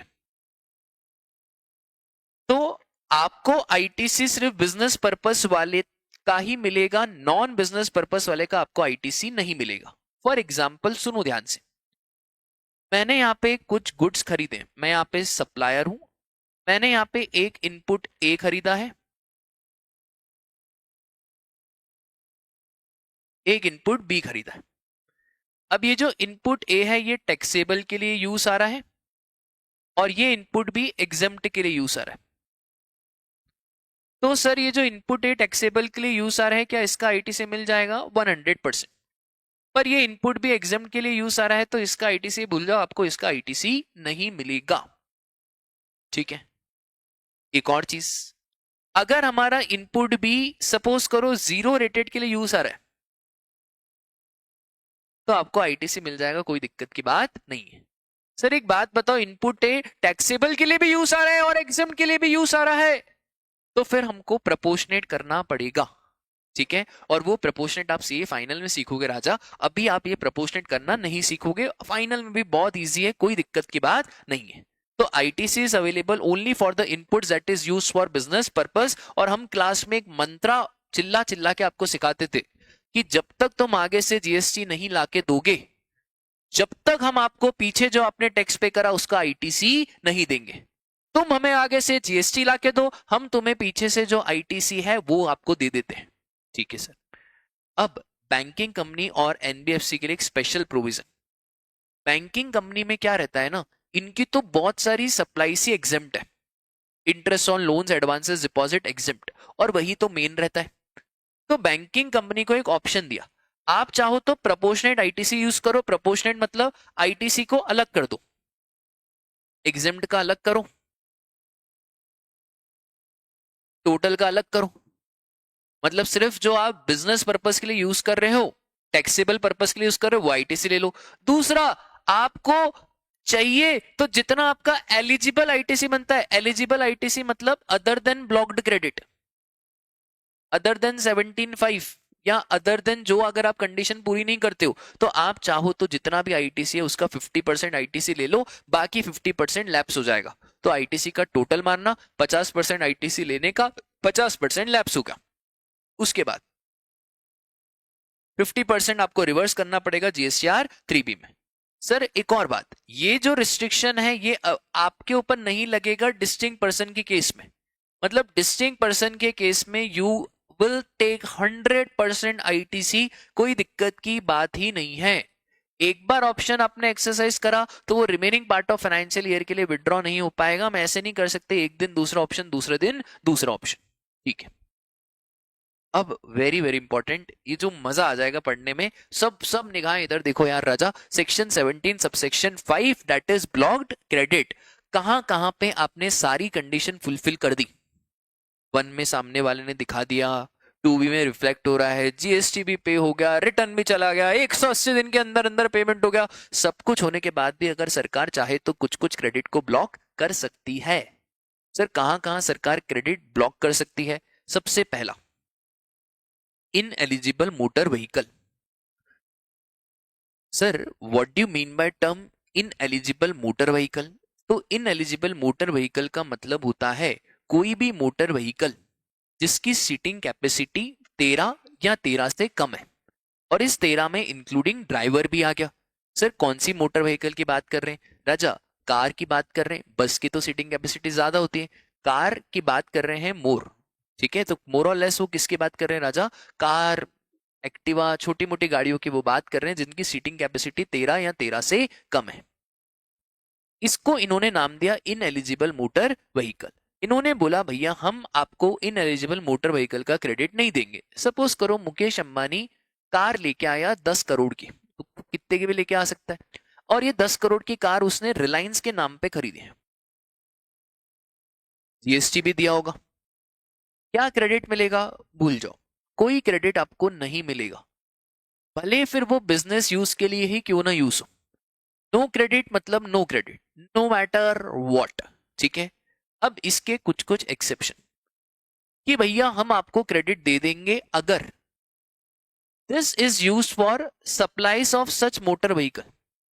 बहुत ही सिंपल, मोटर व्हीकल खरीदी किसके लिए? सर हमने जो मोटर व्हीकल खरीदी वो हमने बेचने पर्पस के लिए खरीदी। जैसे डीलर्स होते हैं ना, Hyundai हो गया, टाटा हो गया, ये मोटर व्हीकल खरीदते हैं बेचने के लिए, तो इनका तो धंधा है, इनका तो बिजनेस है, इनको तो फिर क्रेडिट दो। फिर ट्रांसपोर्टेशन ऑफ पैसेंजर, राजा हम ड्राइवर हैं, ओला चलाते हैं, उबर चलाते हैं, तो हमने उसके लिए कार खरीदी, अब ये भी बिजनेस पर्पस हो गया तो आईटीसी दो। और फिर हमने लोगों को ट्रेनिंग देने के लिए कार खरीदी, ड्राइविंग स्कूल के लिए कार खरीदी, तो इन तीन पर्पस के लिए क्रेडिट मिल जाएगा, कोई दिक्कत की बात नहीं है। ठीक है, देखो मैंने है ना बहुत शानदार तरीके से हैंड रिटन नोट्स में लिखा हुआ है।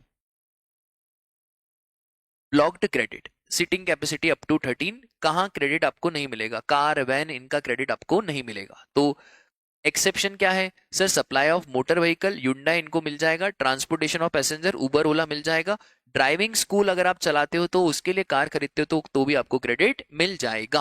अब सुनो ध्यान से, यहाँ पे कुछ कुछ बातें हैं जो इंपॉर्टेंट है। मोटर व्हीकल की डेफिनेशन के बाद ये इंटरप्रिटेशन निकलता है कि अगर आपने कोई भी व्हीकल खरीदी फोर व्हीलर और जिसका engine capacity up to 25 cc है, तो हम आपको क्रेडिट दे देंगे, कोई दिक्कत की बात नहीं है।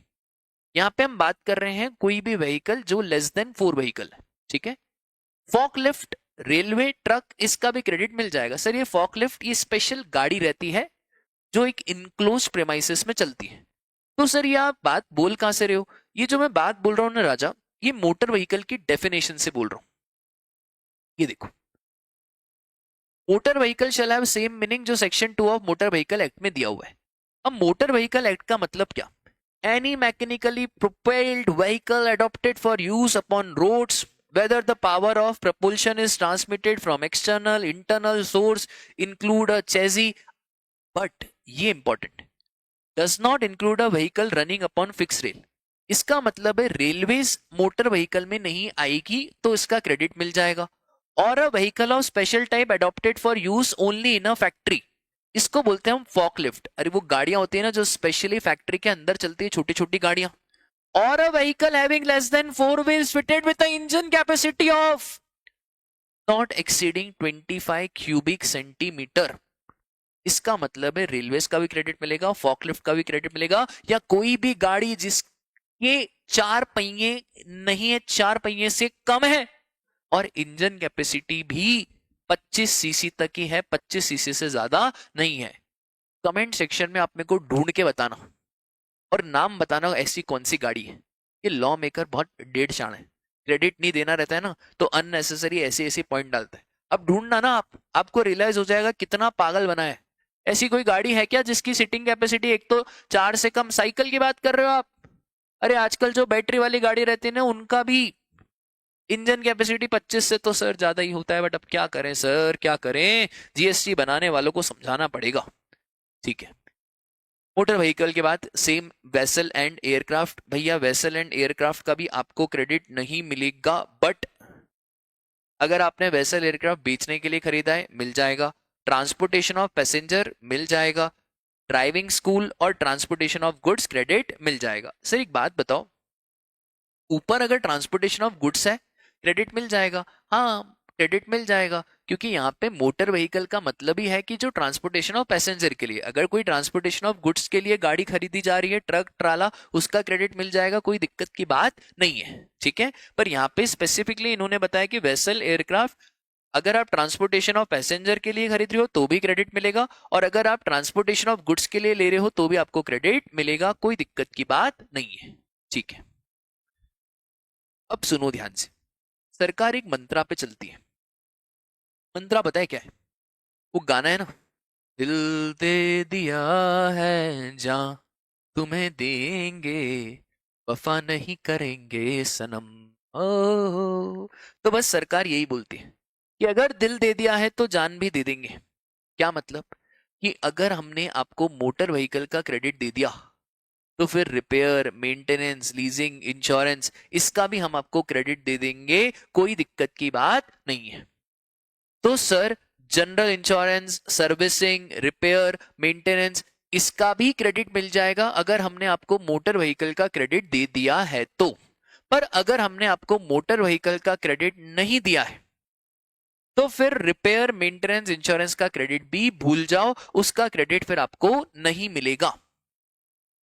ठीक है। अब इसमें है ना, दो लोगों के लिए स्पेशल पॉइंट है, और वो दो लोग पता है कौन है? एक है हमारा मैन्युफैक्चरर ऑफ मोटर व्हीकल और दूसरा है इंश्योरेंस सर्विस प्रोवाइडर। अब ये जो मैन्युफैक्चरर ऑफ मोटर व्हीकल है, एग्जांपल टाटा मोटर्स बोल रहा है साहब मेरे साथ तो जागती है, मैं मोटर व्हीकल बेचता नहीं हूं, मैं बनाता हूं, तो मैं एक्सेप्शन में तो फॉल कर नहीं रहा हूं। तो क्योंकि मैं मोटर व्हीकल के एक्सेप्शन में फॉल नहीं कर रहा हूं, तो आप तो मुझे रिपेयर मेंटेनेंस इंश्योरेंस इसका क्रेडिट नहीं दोगे, और ये तो मेरे बिजनेस के लिए इंपॉर्टेंट है। तो हमने बोला ठीक है टाटा मोटर्स, आपको हम जान दे देंगे बट दिल नहीं देंगे। इसका मतलब है अगर कोई भी मैन्युफैक्चरर है मोटर व्हीकल का तो उसको रिपेयर मेंटेनेंस इंश्योरेंस का क्रेडिट दे दिया जाएगा, बट भले फिर उसको कार का क्रेडिट नहीं मिला, क्योंकि सर उसने कार बनाई है, उसने बेचने के लिए कार बनाई है, वो दूसरा मैटर है, पर इसका काम है कार को मैन्युफैक्चर करना, बेचते तो डीलर्स लोग हैं। उसके बाद इंश्योरेंस सर्विस प्रोवाइडर। राजा एक बात बताओ, इंश्योरेंस वालों के पास कार किसकी होती है? भाई सपोज करो मेरी कार खराब हो गई तो मैं बजाज इंश्योरेंस के पास जाऊंगा, बजाज इंश्योरेंस इस कार के लिए या तो उसने किसी और से इंश्योरेंस लिया होगा, या रिपेयर करा के देगा, या मेंटेनेंस करा के देगा। अब ये बजाज इंश्योरेंस की कार थोड़ी है, कार तो किसी और की है, ओनर की है। तो क्या बजाज इंश्योरेंस को क्रेडिट मिल जाएगा? हाँ भैया बजाज इंश्योरेंस को क्रेडिट मिल जाएगा, कोई दिक्कत की बात नहीं है। हम कोई लकीर के फकीर थोड़ी है, लॉ बनाने के टाइम पे छोटी छोटी बातों का भी ध्यान रखा जाता है। तो देखो ना यार, in eligible motor vehicle vessel aircraft are use for eligible purpose, यही एलिजिबल पर्पस है भाई।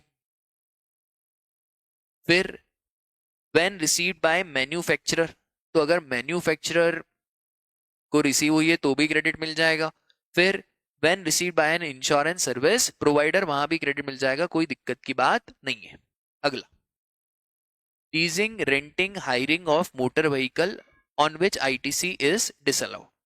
बहुत ही सिंपल, हमने मोटर व्हीकल का भी आपको क्रेडिट नहीं दिया, और अगर आप मोटर व्हीकल लीज पे लेके आते हो, रेंट पे लेके आते हो, हायर पे लेके आते हो, तो उसका भी क्रेडिट ब्लॉक्ड है।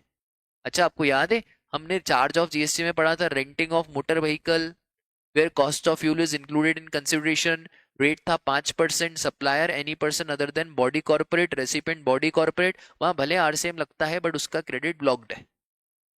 ठीक है, तो सुनो ध्यान से, इसका भी आपको क्रेडिट नहीं मिलेगा। बट अगर आप आउटवर्ड सप्लाई कर रहे हो सेम कैटेगरी, ये क्या है भैया, मेरा धंधा है, मैं गाड़ियां रेंट पे चलाता हूँ, और मैंने किसी और से गाड़ी रेंट पे ली है, किसी और को गाड़ी रेंट पे देने के लिए, क्रेडिट मिल जाएगा, कोई दिक्कत की बात ही नहीं है।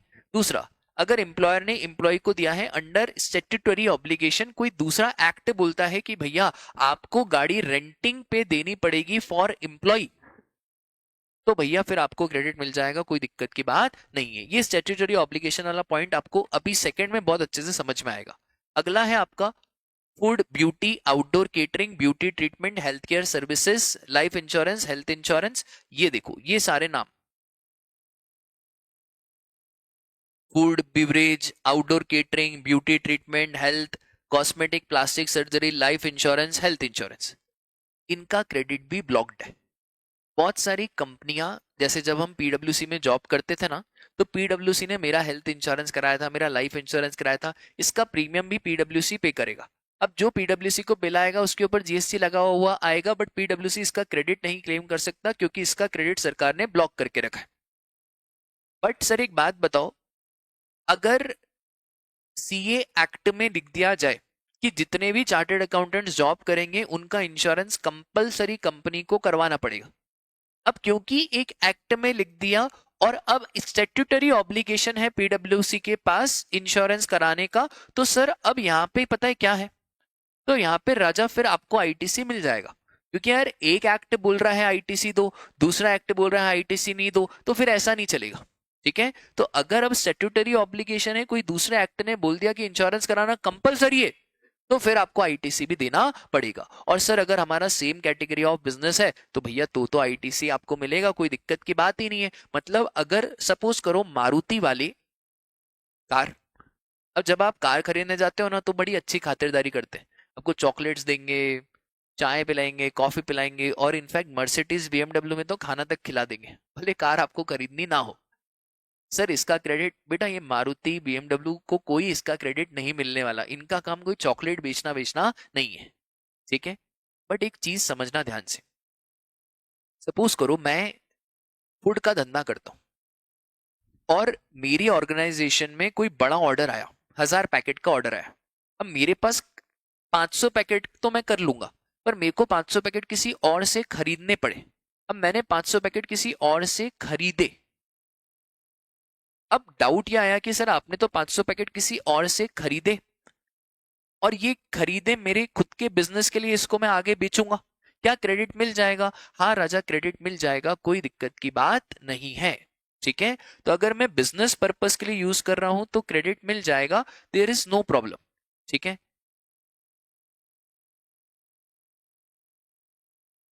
फिर आ जाओ भैया, membership of club health fitness centre, जो जिम विम की मेंबरशिप आपके लिए कंपनी ले रही है उसका भी क्रेडिट आपको नहीं मिलेगा। फिर ट्रैवल बेनिफिट्स टू एम्प्लॉय, तो बेनिफिट्स जो एम्प्लॉय को दिए जा रहे हैं उसका भी क्रेडिट आपको नहीं मिलेगा। और very important, NRTP job non resident taxable person को किसी भी चीज का क्रेडिट नहीं मिलेगा, बस एक चीज का मिलेगा, जो उसने गुड्स इंपोर्ट करे हैं। तो जो भैया गुड्स इंपोर्ट करके लाया है बाहर से उसका क्रेडिट, तो डोमेस्टिक परचेज का कोई क्रेडिट नहीं मिलेगा।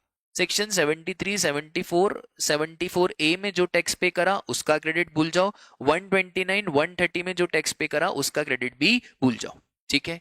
अब मैं आपके लिए कमेंट सेक्शन में एक डाउट छोड़ देता हूं, देखें आपका दिमाग कितना तेज है। एयरपोर्ट वाले जो आपको फूड देते हैं वो कहीं से खरीद के देते होंगे, तो एयरपोर्ट वालों को उसका क्रेडिट मिलेगा या नहीं मिलेगा? देखें भैया कमेंट सेक्शन में कौन है ऐसा बच्चा जो बताएगा कि एयरपोर्ट वालों को इस चीज का क्रेडिट मिलेगा या नहीं मिलेगा। देखते हैं भैया। चलो अब ब्लॉक्ड क्रेडिट का पार्ट नंबर बी। सर ये पार्ट नंबर बी क्या बोलता है? तो पार्ट नंबर बी बहुत ही सिंपल सी बात बोलता है कि सर हम आपको इन इन चीजों का भी क्रेडिट नहीं देंगे, और इन इन चीजों में जो बड़ी बड़ी चीजें उसमें सबसे बड़ा आ गया work contract service for construction of immovable property. बना लेना आप लाखों करोड़ रुपए के ऑफिस, पर हम आपको क्रेडिट नहीं देंगे, मतलब नहीं देंगे। तो अगर आपने कोई भी इमूवेबल प्रॉपर्टी बनाई है, ऑफिस बनाया है, उसका भी क्रेडिट सरकार ब्लॉक करती है। मतलब सर अगर हमने इसको कैपिटलाइज करा, असेट में लेके गए, तो इसका क्रेडिट इज ब्लॉक्ड। सर एक बात बताओ, अगर हमने कैपिटलाइज नहीं करा और कोई छोटा मोटा खर्चा है जो पीएनएल में लेके गए, भाई अगर छोटा मोटा खर्चा है पीएनएल में लेके गए तो क्रेडिट मिल जाएगा, कोई दिक्कत की बात नहीं है, ठीक है। एक और चीज, इन्होंने एक और चीज बोला कि बेटा इमूवेबल प्रॉपर्टी का क्रेडिट नहीं मिलेगा बट प्लांट एंड मशीनरी का क्रेडिट मिल जाएगा, कोई प्रॉब्लम नहीं है। तो exception, work contract for plant and machinery credit मिल जाएगा, work contract availed by work contractor for further supply of work contract credit मिल जाएगा। अरे वही सब कॉन्ट्रैक्टिंग, सपोज करो मैं डीएलएफ वाला हूं, मैं आइडिया का प्लॉट बना रहा हूं, तो भैया हमारा तो धंधा ही है, तो एक धंधा दूसरे धंधे की मदद कर रहा है, सेम बिजनेस में क्रेडिट मिल जाएगा, कोई प्रॉब्लम नहीं है। और where the value of work contract is not capitalize, मतलब अगर आप खर्चे को पीएनएल में लेके गए हो तो भी क्रेडिट मिल जाएगा, ठीक है। अगली चीज, सर अगर आपने थोड़ा सा शाणपंथी दिखाई और आपने बोला कि भैया हम तो अलग अलग ले रहे हैं, वर्क कॉन्ट्रैक्ट नहीं ले रहे, समझते हो ना, वर्क कॉन्ट्रैक्ट मतलब पूरा ठेका दे दिया, लेबर भी उसका सामान भी उसका, आपने बोला हम लेबर अलग लेके आएंगे और सामान अलग लेके आएंगे, लॉ मेकर को मालूम है डेढ़ शाणे बहुत है भैया, इसका भी क्रेडिट लॉ मेकर ने क्या कर दिया, ब्लॉक कर दिया। तो inward supply received by taxable person for construction of immovable property on his own account, मतलब वर्क कॉन्ट्रैक्ट नहीं, अगर छोटा छोटा सामान भी लेके आए हो तो क्रेडिट ब्लॉक हो जाएगा। एक्सेप्शन वही, प्लांट एंड मशीनरी का क्रेडिट मिलेगा, पीएनएल में खर्चा गया क्रेडिट मिलेगा, और अगर दूसरे के लिए इमूवेबल प्रॉपर्टी बना रहे हो, आपका बिजनेस है, तो भी क्रेडिट मिल जाएगा, ठीक है। अगला पॉइंट, कंपोजिशन लेवी सर ना तो वो क्रेडिट लेते हैं ना ही वो क्रेडिट देते हैं, इनफैक्ट इनपुट टैक्स की डेफिनेशन में ही कंपोजिशन वाले को उड़ा दिया। गुड्स लॉस्ट, स्टोलन, डिस्ट्रॉयड, तो इसका भी आपको क्रेडिट नहीं मिलेगा। कोई गुड्स लॉस्ट हो गया, स्टोलन हो गया, रिटर्न ऑफ हो गया, गिफ्ट दे दिया, no credit would be available. फिर वेरी इंपॉर्टेंट, अगर आपने कोई गुड सीएसआर एक्टिविटी के लिए यूज करा है, सीएसआर बोले तो कॉर्पोरेट सोशल रिस्पॉन्सिबिलिटी, तो अगर आपने सीएसआर के लिए कोई गुड्स यूज करा है तो उसका भी क्रेडिट आप भूल जाओ, उसका भी क्रेडिट आपको नहीं मिलेगा। और if you have use any goods for personal consumption then also you will be getting zero credit. ठीक है सर, आया समझ में? अब सुनो ध्यान से, कुछ कुछ बातें बहुत इंपॉर्टेंट, इसमें अमेंडमेंट्स भी हैं। मोटर व्हीकल वाली बात हो गई, प्लांट एंड मशीनरी के ऊपर आपको आईटीसी मिल जाएगा, पर sir what do mean by term plant and machinery? Apparatus, equipment, machinery fix to earth, इसमें क्या नहीं आएगा? लैंड एंड बिल्डिंग और other civil structure, telecommunication tower और pipeline laid outside the factory premise, इसका मतलब है इन तीनों का क्रेडिट आपको नहीं मिलेगा। ठीक है, आई बात समझ में? बोलो पक्का? अब है ना, कुछ कुछ अमेंडमेंट्स हैं जो बहुत इंपॉर्टेंट है एग्जाम पॉइंट ऑफ व्यू से, तो सर बताओ ना वो कौन से अमेंडमेंट है? हाँ राजा।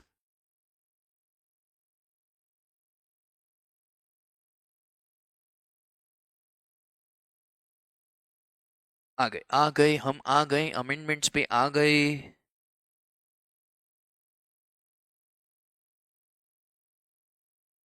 किधर गया किधर गया किधर गया किधर गया किधर गया? ढूंढो ढूंढो ढूंढो ढूंढो ढूंढो ढूंढो ढूंढो ढूंढो ढूंढो ढूंढो। सुनो ध्यान से, सबसे पहला, डक्ट और manhole use in network of optical fibre cable. आपको बस इतना ध्यान रखना है कि जो डक्ट और मैनहोल से जो ऑप्टिकल फाइबर केबल में यूज आ रहे हैं। अब डाउट ये आया था कि भैया आपने टेलीकम्युनिकेशन टावर का आईटीसी तो ब्लॉक करके रखा हुआ है, क्या डक्ट और मैनहोल का भी नहीं मिलेगा? इन्होंने बोला नहीं भाई, डक्ट मैनहोल इसका क्रेडिट आपको मिल जाएगा। तो आपको बस इतना ध्यान रखना है, duct and manhole use in optical fibre cable, इसको प्लांट एंड मशीनरी की डेफिनेशन में जोड़ा जाएगा, इसका क्रेडिट मिल जाएगा, कोई दिक्कत की बात नहीं है। Wow, simple. एक और, मोटर व्हीकल में ना एक बहुत शानदार सा सिनारियो आया कि सर बहुत बार क्या होता है ना, मोटर व्हीकल वाले डेमो व्हीकल खरीदते हैं, होता है ना कार में वो डेमो गाड़ियां लेते हैं। सो सर ये जो डेमो गाड़ियां लेते हैं उसका क्रेडिट मिल जाएगा क्या? इन्होंने बोला भाई आपने कार खरीदी क्यों है? खरीदी है बेचने के लिए, और demo vehicle is just an inducement, पहले कंज्यूमर चला के देखेगा फिर ही तो खरीदेगा। तो भैया input tax credit in respect of demo vehicle is not blocked, demo vehicles पे आपको क्रेडिट मिल जाएगा, कोई प्रॉब्लम की बात नहीं है। अब कर्तव्य हमारा पता है क्या बोलते हैं, यहीं पे लिख देते हैं ना अपन, क्या लिख देते हैं यहाँ पे? पहला point, duct manholes used in optical fibre cable,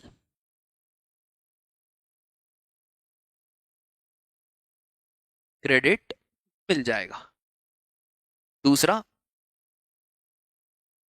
demo vehicles जो खरीदी है उसका भी क्रेडिट मिल जाएगा, कोई दिक्कत की बात नहीं है। ठीक है, हो गया हमारा 17.5, बहुत सिंपल सेक्शन था पर इंपॉर्टेंट था। ठीक है, अब आ जाओ आप सेक्शन नंबर 18 के ऊपर। सेक्शन 18 क्या बोलते हैं? Section 18 is special circumstances for availing the credit. अब सर ये क्या है सेक्शन 18? आ जाओ आ जाओ आ जाओ आ जाओ आ जाओ।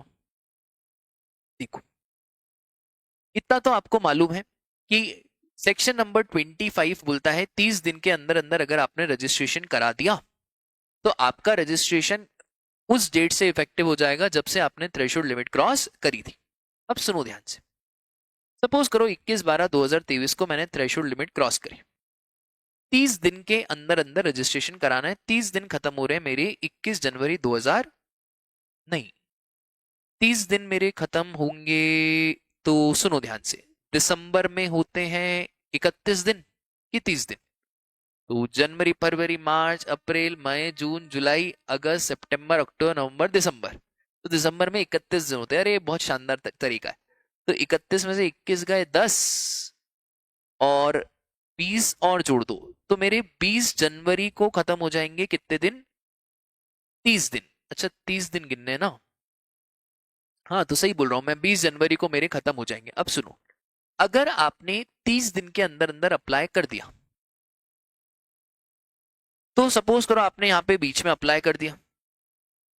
अब जब भी आपने 30 दिन के अंदर अंदर अप्लाई कर दिया, भले आपको रजिस्ट्रेशन सर्टिफिकेट बाद में मिलेगा, पर क्योंकि आपने 30 दिन के अंदर अंदर अप्लाई कर दिया, तो आपका जो रजिस्ट्रेशन है वो उस डेट से इफेक्टिव हो जाएगा जब से आपका थ्रेशोल्ड लिमिट क्रॉस हुआ था।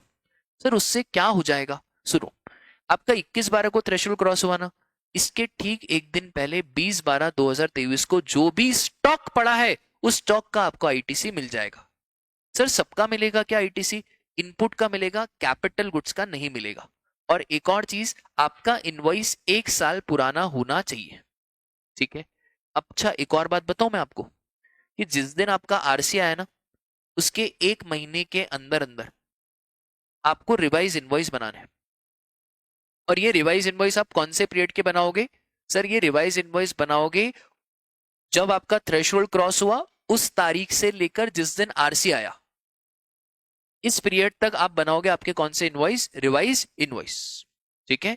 अब सुनो ध्यान से, सर एग्जाम्पल दो, 1000 kg @ 20, 20,000, 18% जीएसटी, 3600, टोटल हो गया कितना? 23,600। और सपोज करो 20 तारीख को हमारे पास 600 kg स्टॉक पड़ा हुआ है, तो 3600 डिवाइड बाय 1000 इंटू 600 कितना हो गया?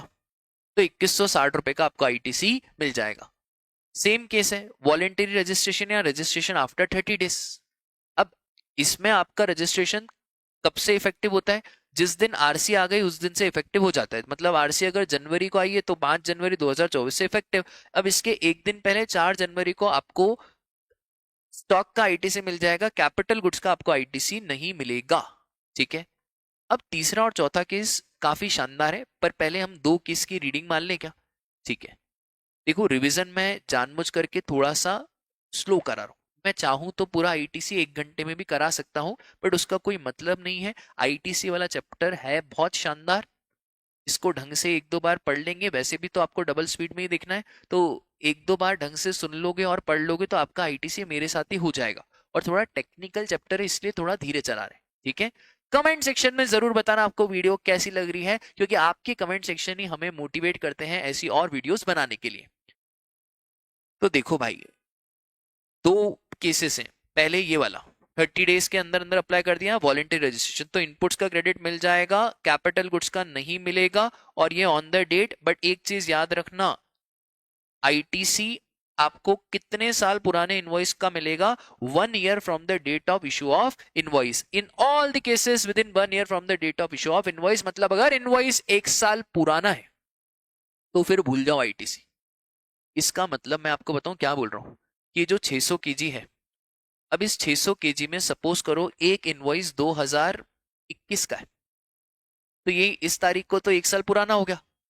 अब 21 का इनवॉइस है, वो 50 केजी का है, अभी तक आपके पास वो माल पड़ा हुआ है, बिका नहीं, तो ये 50 केजी का आईटीसी भूल जाओ, क्योंकि भैया आपका इनवॉइस इतना पुराना है, हमको इतने पुराने पुराने इनवॉइसेस का आईटीसी थोड़ी देते रहेंगे आपको। हम मैक्सिमम आपको आईटीसी देंगे कितने साल पुराना इनवॉइस? 1 साल पुराना इनवॉइस। मतलब मैं आपको क्या बोलना चाह रहा हूँ कि 20/12/23 से 1 साल पहले, तो हम बोलेंगे 21/12/2022। तो 21/12/2022 से लेकर 20/12/2023 तक के इनवॉइसेस का ही आईटीसी आपको मिलेगा। बोलो माता रानी की जय, ठीक है? बस इतनी सी बात आपको ध्यान रखनी। अब आ जाओ अगला, कंपोजिशन से नॉर्मल। अब देखो कंपोजिशन में रजिस्ट्रेशन तो था, बट आप चाह रहे हो कि हम नॉर्मल स्कीम में आ जाए। तो सपोज करो भैया आपने 10/9/2023 को आपने सोचा कि अब हमको आ जाना चाहिए किसमें? नॉर्मल। अब लॉ मेकर बोलता है कि हम आपको कैपिटल गुड्स का भी आईटीसी देंगे, क्योंकि आप पहले रजिस्टर्ड थे, और हम आपको कैपिटल गुड्स का भी आईटीसी देंगे, पर पूरा आईटीसी नहीं मिलेंगे, थोड़ा बहुत हम डिडक्शन करेंगे। वाह, तो क्या आपको कैपिटल गुड्स का भी आईटीसी मिलेगा? हाँ। क्या स्टॉक का भी आईटीसी मिलेगा? हाँ भाई हाँ, कैपिटल गुड्स का भी मिलेगा, स्टॉक का भी मिलेगा, दोनों का ही आईटीसी आपको मिलेगा। अब सपोज करो आपने कैपिटल गुड्स कितने के लिए? 1 लाख, उस पे जीएसटी था राजा 18,000। ये कैपिटल गुड्स आपने 1 जनवरी 2023 को खरीदे थे। अब जीएसटी के क्वार्टर की डेफिनेशन मैंने आपको पहले ही बता दी, अप्रैल मई जून जुलाई अगस्त सितंबर अक्टूबर नवंबर दिसंबर और जनवरी फरवरी मार्च। अब सुनो, कैपिटल गुड्स का जीएसटी कितना? 18,000। लॉ मेकर बोलता है आप 5% पर क्वार्टर और पार्ट देयर ऑफ माइनस करो। तो सर कितने क्या क्वार्टर हो रहे हैं? तो राजा 1 जनवरी 2023 से 10/9/2023, तो जनवरी फरवरी मार्च अप्रैल मई जून जुलाई अगस्त सितंबर, 3 क्वार्टर। एक क्वार्टर का 5%, तो 3 क्वार्टर का 15%। अब इसमें याद रखना पार्ट ऑफ द क्वार्टर मतलब एक दिन को भी पूरा क्वार्टर ही मानेंगे। तो 15% ऑफ 18,000 कितना हो गया? 2700। तो 15,300 का आपको आईटीसी मिल जाएगा। ठीक है, बहुत सिंपल। अच्छा, same is with exempt to taxable. Exempt to taxable भी एज इट इज सेम है जैसा कंपोजिशन टू नॉर्मल है। ठीक है, बस इसमें भी वही, फॉर एग्जाम्पल देखो 5/9/2021 था, 10/9/2023, तो 5% पर क्वार्टर, और क्वार्टर गिनना बहुत आसान है। अब इसमें 9 क्वार्टर हो गए, तो 9 इंटू 5 45% माइनस करके जो बचा कुचा है उसका आईटीसी आपको मिल जाएगा। ठीक है, बहुत बढ़िया।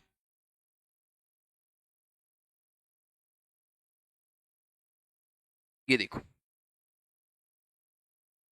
इनपुट्स कैपिटल गुड्स का, बट कैपिटल गुड्स का माइनस करना पड़ेगा 5% पर क्वार्टर और पार्ट देयर ऑफ। ठीक है, और ये एक साल वाली बात प्लीज ध्यान में रखना। एक बार एग्जाम में बहुत शानदार क्वेश्चन सेक्शन 18 पे बनाया था, वो सब सेक्शन 18 के बच्चों ने क्वेश्चन भी कर लिया था, बट वहां पे सब दिया हुआ था, पर वो एक साल वाली बात बच्चों को ध्यान नहीं रही थी। तो ये एक साल वाली बात ध्यान रखना कि इनवॉइस मैक्सिमम एक साल पुराना होना चाहिए, चाहे चारों ही केसेस में। ठीक है, बहुत बढ़िया। सर क्या कंडीशन है आईटीसी की? भैया एक डिक्लेरेशन देना पड़ेगा, आईटीसी 02 में स्टॉक की डिटेल देनी पड़ेगी। ये डिक्लेरेशन 30 दिन में फाइल करो, और अगर 2 लाख से ज्यादा का क्लेम है तो फिर सीए और कॉस्ट अकाउंटेंट से आपको डिटेल सर्टिफाई भी कराना पड़ेगा। ठीक है, अब उल्टा भी तो हो सकता है।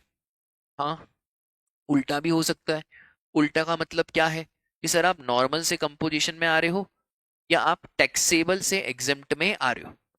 यहाँ पे है ना लॉ मेकर बड़ा शातिर है। यहाँ पे अब आपको आईटीसी रिवर्स करना पड़ेगा, मतलब आपको पेमेंट देना पड़ेगा। अब सुनो ध्यान से, सपोज करो आप 10/9/2023 है, और अब आप नॉर्मल से किस में जाना चाह रहे हो? नॉर्मल आपका गुड्स यहाँ तो टैक्सेबल था, अब आपका गुड्स एग्जेम्प्ट हो गया है। यहाँ पहले आप नॉर्मल स्कीम में थे, अब आप किस में आना चाह रहे हो? कंपोजिशन में आना चाह रहे हो। तो आपका एक तो ये कैपिटल गुड्स और स्टॉक, अब स्टॉक आपका 600 केजी बचा हुआ है, तो भैया 1000 केजी पे इतना था, तो फिर 600 केजी पे कितना, ये क्रॉस मल्टीप्लाई कर दो, या नॉर्मली वो मल्टीप्लाई करके आप निकाल दो कि, है ना, या तो क्रॉस मल्टीप्लाई कर दो कि 1000 केजी पे 1800 का जीएसटी बना, तो 600 केजी पे कितना, तो 600 इंटू 1800 डिवाइडेड बाय 1000, तो 1080 वाला जो अमाउंट आ रहा है वो आपको रिवर्स करना पड़ेगा। Very very simple. या आप डायरेक्ट भी कर सकते हो कि सर 600 केजी और 10 रुपए का एक है, क्योंकि 10,000 इंटू 18%, तो भी कितना ही आएगा राजा? 1080। ये वाला आईटीसी आपको रिवर्स करना पड़ेगा। Sir what about capital goods? 5 lakh का खरीदा था, 18% जीएसटी। अब ये इतने शाणे हैं ना, इन्होंने बोला रुक जाओ, 5% पर क्वार्टर मत करना, उससे हमारा नुकसान होता है। देख रहे हो आप? देख रहा है विनोद, कितने शाणे हैं ये लोग। इन्होंने बोला भैया अब हम यहाँ पे 5% पर क्वार्टर क्वार्टर नहीं खेलेंगे, हम यहाँ पे मंथली माइनस करेंगे, क्योंकि इन नालायकों का मंथली में थोड़ा सा फायदा रहता है। इन्होंने बोला एक काम करो, 1 जनवरी 2023 से लेकर 9/9/2023, क्योंकि 10/9 को तो आप आ गए ना टैक्सेबल कंपोजिशन में, तो एक दिन पहले आप 60 महीने मानो। वैसे आप 5 क्वार्टर मानते थे, 5 क्वार्टर बोलो, सॉरी 20 क्वार्टर बोलो, 5 साल बोलो, या आप बोलो 60 महीने, इनका महीने में बहुत फायदा पड़ता है। तो इन्होंने बोला एक बात बताओ, जनवरी से लेकर 9/9 तक कितने महीने हुए? हमने बोला साफ दिख रहा है 9 महीने हुए। तो आप एक काम करो, 90,000 इंटू 9/60 करो, और वो माइनस कर देना, और फिर जो बचा कुचा आईटीसी है वो रिवर्स करो या आउटपुट टैक्स लाइबिलिटी में ऐड करो, और वो हमको पेमेंट कर दो। ठीक है, याद रखना यहाँ पे जानबूझ करके मंथली करा है, क्योंकि यहाँ पे सरकार का मंथली में ज्यादा फायदा होता है। ठीक है, फिर एक और केस, अगर आपने कैपिटल गुड्स को बिफोर लाइफ बेच दिया, कैपिटल गुड्स की लाइफ होती है 5 साल, आपने बिफोर लाइफ बेच दिया, तो यहाँ पे भी वही आईटीसी लेस 5% पर क्वार्टर, या टैक्स ऑन ट्रांजैक्शन वैल्यू, दोनों में से whichever is higher. For example आपने एक परचेस करा था 10/9/2021 को 5.5 लाख का, इस पे जीएसटी दिया था। अब आपने 9/9/2023 को इसको 4 लाख में सेल कर दिया। तो अब सेल कर दिया, इसके ऊपर जीएसटी तो लगेगा, क्योंकि बिजनेस की डेफिनेशन में डिस्पोजल वाला जो पार्ट है उसको भी हम बिजनेस मानते हैं। अब आईटीसी कितना है? 99,000। तो सबसे पहले तो 10/9/2021 से 9/9/2023 तक आपके हो गए हमारे 9 क्वार्टर इंटू 5%, 45% माइनस कर दो, तो बचा कितना? 54450। अब ये जो बच गया आपका 54450, और इस 4 लाख के ऊपर कितना जीएसटी रेट लग रहा है? तो 4 लाख पे 18% लग रहा है, तो 4 लाख इंटू 18% कितना आया? 72,000। तो दोनों में से जो हायर है वो सरकार को देना पड़ेगा, और हायर मतलब कितना? 72,000 you have to pay to the government. Refractory bricks, mould, dies, jigs, इधर आपको डायरेक्ट ट्रांजैक्शन वैल्यू पे टैक्स देना है, यहाँ पे वो माइनस करने की कोई जरूरत नहीं है। ठीक है, तो देखो ना यार ध्यान से। सर ये हो गया हमारा, ये भी हो गया। इसमें सब में एक ही बात है, कैंसिलेशन ऑफ रजिस्ट्रेशन है, या आप स्विच हो रहे हो from normal to composition, from taxable to exempt, तो आपको आईटीसी देना पड़ेगा। कैपिटल गुड्स में आपको 5% पर क्वार्टर और पार्ट देयर ऑफ माइनस करना है। यहाँ पे भी वही यार, डिक्लेरेशन 2 लाख से ज्यादा है तो कॉस्ट अकाउंटेंट या चार्टर्ड अकाउंटेंट की डिक्लेरेशन लगेगी। ठीक है, मैंने एग्जाम्पल के थ्रू समझा है, इसको पढ़ लेना, कोई ज्यादा कुछ नहीं है, वही लिखा हुआ है। ठीक है, ये वाली बात हो चुकी है। फिर ट्रांसफर ऑफ आईटीसी, राजा अगर सेल है, मर्जर है, डीमर्जर है, अमलगमेशन है, लीज है, ट्रांसफर है, तो फिर आपका जो आईटीसी है वो तो सामने वाले को ट्रांसफर होगा ही होगा, साथ में जो लाइबिलिटी है, आउटपुट लाइबिलिटी है, वो भी सामने वाले को ट्रांसफर हो जाएगा। ठीक है, बस इतना सा ध्यान रखना। इसमें एक चीज और ध्यान रखना कि अगर कंपनी का ट्रांसफर हो रहा है, नई कंपनी बन रही है, तो जिस दिन आरओसी ने नया सर्टिफिकेट ऑफ इनकॉर्पोरेशन दिया, बस वाली डेट इफेक्टिव डेट मानी जाएगी for the purpose of transfer. कभी एमसीक्यू में पूछ लिया, आज तक तो पूछा नहीं है। सर अगर हमारे सेपरेट रजिस्ट्रेशन है तो भी क्या हम आईटीसी ट्रांसफर करना चाहे तो कर सकते हैं? हाँ भैया आप कर सकते हो। 30 दिन के अंदर अंदर आपको डिक्लेरेशन देना पड़ेगा और फिर सामने वाले के खाते में आईटीसी ट्रांसफर हो जाएगा। सर ये आईटीसी जो ट्रांसफर होगा इसमें बेस किसको मानना है? तो वैल्यू ऑफ असेट्स को बेस मानना है, नो मैटर आपने उनके ऊपर आईटीसी लिया हो या आईटीसी नहीं लिया हो।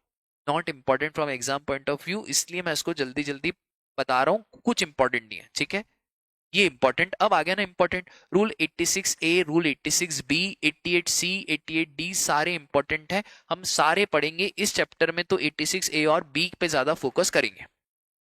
86A बोलता है प्रॉपर ऑफिसर चाहे कमिश्नर साहब चाहे तो आपके आईटीसी को रोक सकते हैं रूल 86A लगा के।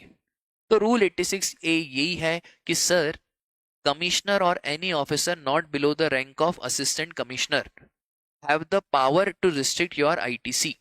किस किस केसेस में थ्योरी क्वेश्चन 5 मार्क का आ सकता है? अगर रजिस्टर्ड पर्सन ने आईटीसी लिया है on the basis of tax invoice issued by non existent registered person, फर्जीवाड़ा चालू है, दूसरा पर्सन रजिस्टर्ड ही नहीं है। ऐसा पहले बहुत होता था, जब ये जीएसटीआर 1 और 2B में कुछ नहीं होता और लोग बहुत फर्जी इनवॉइस बनाते थे। आज भी लोग बहुत फर्जी इनवॉइस बनाते हैं, बहुत सारे जीएसटी नंबर फर्जी नामों से चल रहे हैं। अभी एक मेटल स्क्रैप का 5,000 करोड़ का घोटाला हुआ, तो ये तो होता रहता है जीएसटी में, तो इसलिए ऐसे खतरनाक रूल बनाते हैं। तो रजिस्टर्ड पर्सन है ही नहीं, एग्जिस्ट ही नहीं करता, फर्जीवाड़ा चालू है। फिर गुड्स और सर्विसेज रेसिपिएंट को मिले ही नहीं, या गवर्नमेंट को टैक्स का पेमेंट ही नहीं हुआ, या जो रजिस्टर्ड पर्सन आईटीसी अवेल कर रहा है वो ही एग्जिस्ट नहीं करता, या रजिस्टर्ड पर्सन के पास टैक्स इनवॉइस या टैक्स पेइंग डॉक्यूमेंट नहीं है, तो भैया कमिश्नर साहब चाहें तो आपके आईटीसी को रिस्ट्रिक्ट कर सकते हैं। और ये रिस्ट्रिक्शन मैक्सिमम कितने साल के लिए रहेगा? 1 ईयर के लिए रहेगा, और ये चाहे तो ये रिस्ट्रिक्शन को रिमूव भी करा जा सकता है। उसके बाद रूल नंबर 86B। 86B तो मेरा फेवरेट रूल है। देखो रूल 86B क्या बोलता है? 86B बोलता है अगर आपका टर्नओवर कोई से भी मंथ में 50 लाख से ज्यादा हो गया, excluding zero rated and exempt, क्योंकि सर जीरो रेटेड तो दामाद जी हैं, जीरो रेटेड का टर्नओवर आपका जितना भी हो जाए बहुत बढ़िया, उससे कोई दिक्कत नहीं है, और एग्जेम्प्ट को भी हटा दो। इसका मतलब यह है कि सपोज करो मेरा टर्नओवर है 40 lakh, 20 lakh zero rated, 10 lakh exempt, total हो गया 70 लाख, पर फिर भी 86 भी नहीं लगेगा, क्योंकि सिर्फ मुझे देखना है ये 40 लाख जीरो रेटेड और एग्जेंट वाले टर्नओवर को देखने की जरूरत नहीं है। ठीक है सर। अब रूल 86 भी बोलता क्या है? रूल 86 भी आपके आईटीसी को रोकता है। रूल 86 बोलता है आप मैक्सिमम कितना आईटीसी ले सकते हो, 99% ऑफ आउटपुट टैक्स लाइबिलिटी और ITC available which ever is lower. यही बात है रूल 86 बी ने। फॉर सपोज करो मेरा आउटपुट लाइबिलिटी है राजा 10 लाख रुपए और मेरे पास आईटीसी है 9 लाख रुपए। रूल 86 भी बोलता है रुक जाओ, आपके पास 9 लाख का आईटीसी है ना, आपकी आउटपुट लाइबिलिटी कितनी है 10 लाख, इसका 99% 10 लाख का करोगे कितना आएगा 9,90,000 और आईटीसी अवेलेबल 9 लाख। दोनों में से विच एवर इज लोअर, आप कौन सा आईटीसी ले सकते हो 9 लाख। सर मेरे पास 11 लाख का आईटीसी है। रूल 86 भी बोलता है 11 लाख का है ना, आउटपुट लाइबिलिटी कितनी है 10 लाख, इसका 99% कितना हुआ 9,90,000 और 11 lakh which ever is less, आप कितना आईटीसी ले सकते हैं 9,90,000। इसका मतलब है भले आपके पास 11 लाख आईटीसी है पर फिर भी आप मैक्सिमम आईटीसी ले सकते हो 99% ऑफ आउटपुट टैक्स लाइबिलिटी। इसका मतलब है सर 1% का पेमेंट तो आपसे करवा के रहेंगे चाहे जो हो जाए। ठीक है, तो ये इसलिए करा ताकि जब आप पेमेंट करोगे ना, भले वो 1% का हो, उससे दिल तो दुखेगा। ठीक है, तो सरकार चाहती है वो 1% का पेमेंट तो करो, कुछ तो पेमेंट हमारे पास आए।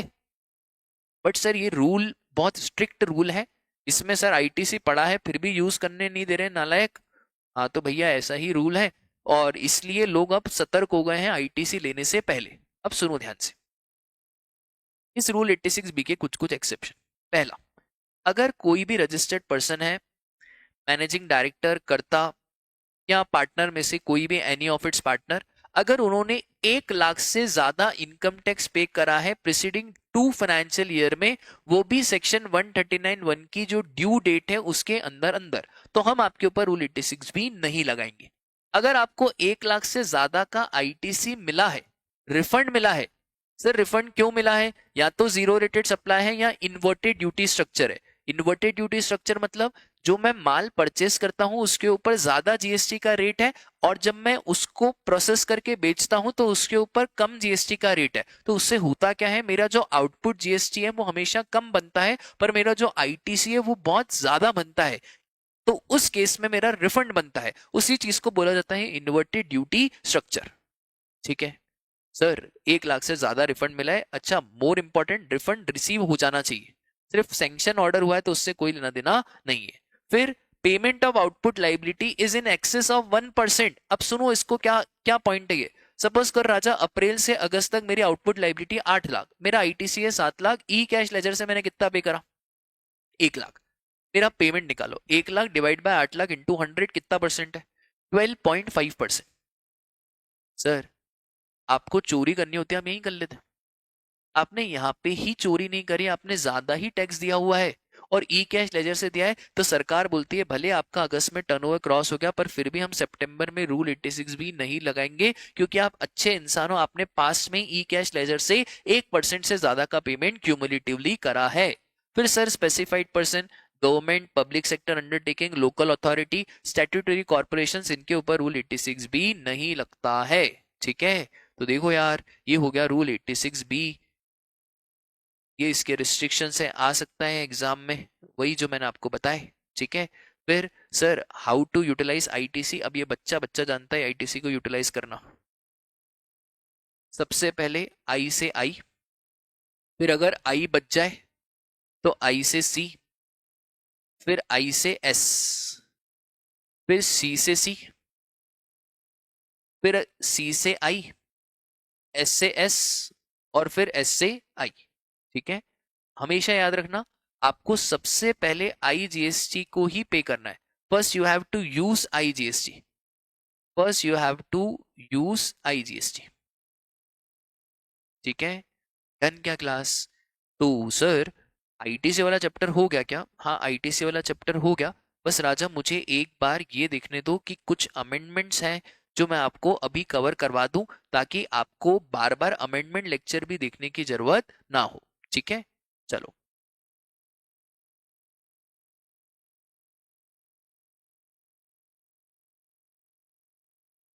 देखो। एक अमेंडमेंट तो राजा आईटीसी में सप्लाई चैप्टर से इंटरलिंक्ड है, ये वारंटी वाला।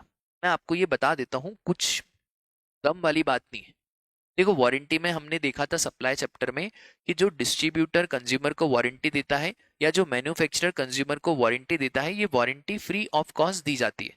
तो ये फ्री ऑफ कॉस्ट वारंटी दी जाती है, तो इसको सप्लाई तो नहीं मानते हैं, इसके ऊपर जीएसटी की बात नहीं होगी।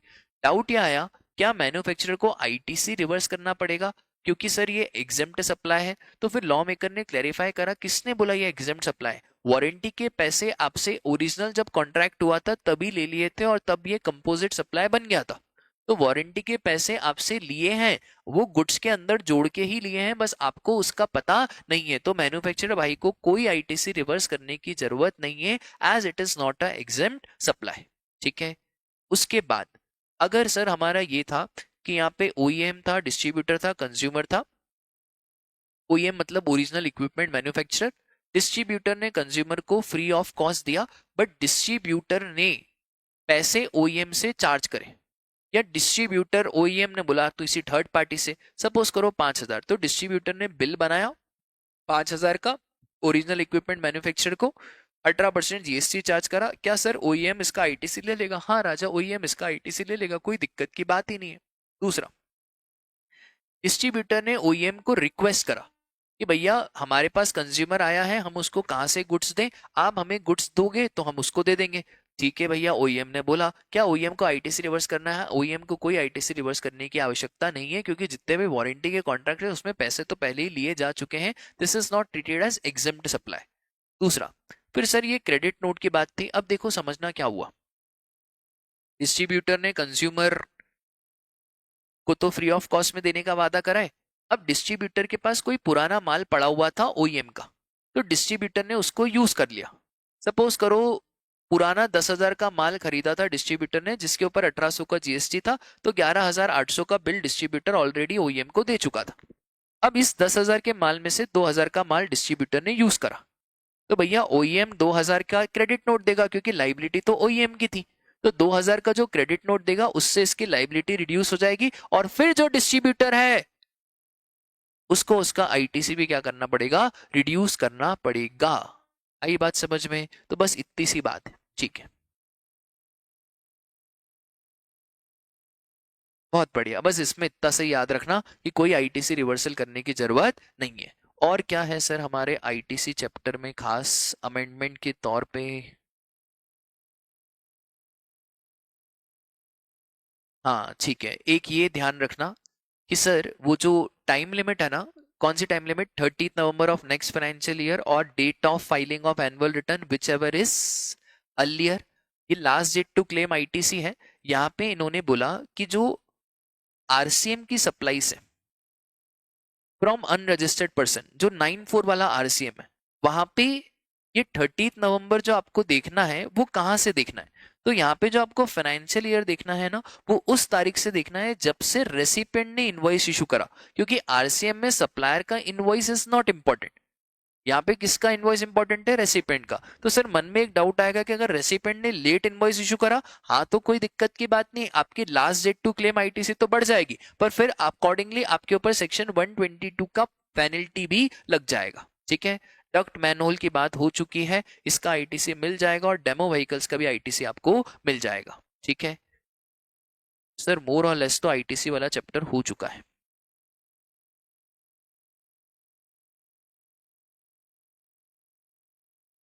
ये हो गया, ये हो गया।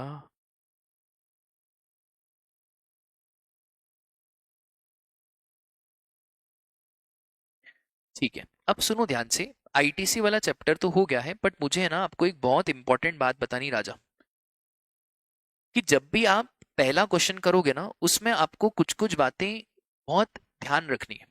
कि जो पहला क्वेश्चन आपका 10 मार्क का आएगा आईटीसी का, उसको कैसे अप्रोच करना है। तो उसमें है ना 3 बातें होती है, आउटपुट लाइबिलिटी, आईटीसी और net payment.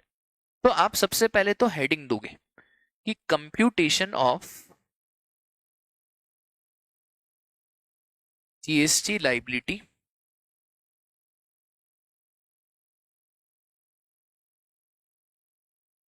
For the month of, ठीक है, उसमें आएगा आपका पर्टिकुलर्स,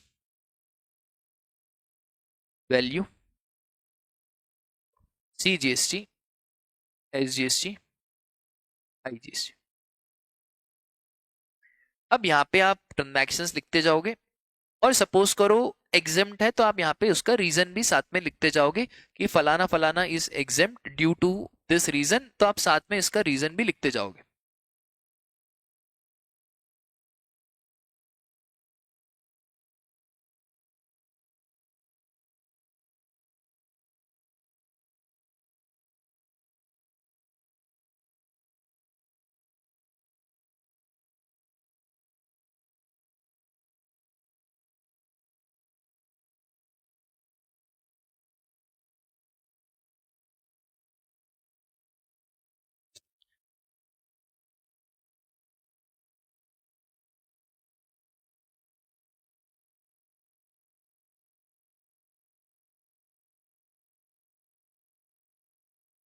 2 मिनट है ना, एक टेक्निकल इशू आ गया है, 2 मिनट, हाँ ठीक है। अब सुन, computation of liability, particulars, value, CGST, और जहां से यहाँ पे आपने ट्रांजैक्शन लिखा और अगर एग्जेम्प्ट है तो यहीं पे रीजन लिख देना, वर्किंग नोट 1 की कोई जरूरत नहीं है।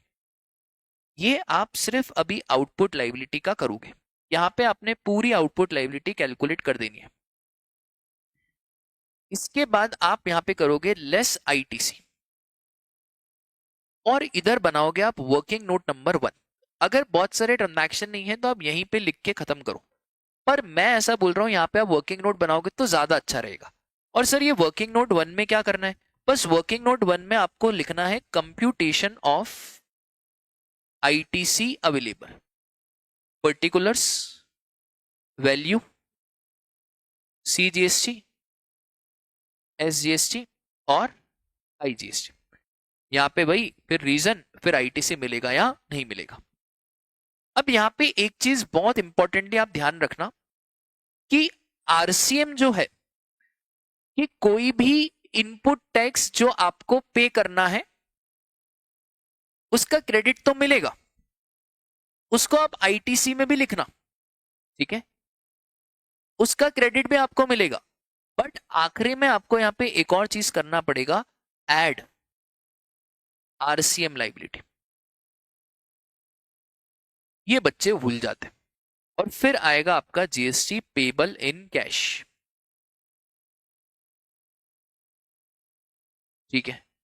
मतलब अगर मैं बहुत स्पेसिफिकली बोलूं ना आपको, तो आउटपुट लाइबिलिटी लेस ITC, और यहाँ पे आपका सेट ऑफ का भी मैकेनिज्म होगा। सेट ऑफ का मैकेनिज्म मतलब वही CIS। इसलिए मैंने आपको बोला ये वर्किंग नोट 1 बना दो ताकि आपको मालूम पड़ जाए कितना ITC है, क्योंकि फिर यहाँ पे आप डायरेक्ट माइनस कर पाओगे कि I से I से C, फिर I से S, फिर C से C से I, S से S, S से I। उसके बाद आखिरी में आप ये मत भूल जाना, आखिरी में आपको RCM लाइबिलिटी ऐड करनी ही करनी है, चाहे जो हो जाए, ठीक है। बोलो क्लास जाने क्या, अभी मैं आपको है ना एक क्वेश्चन करवा देता हूं, उससे क्या होगा ना, आपका बहुत सही प्रैक्टिस हो जाएगी बड़े क्वेश्चन की। देखो मैं आपको एक शानदार सा क्वेश्चन करा देता हूं इनपुट टैक्स क्रेडिट का।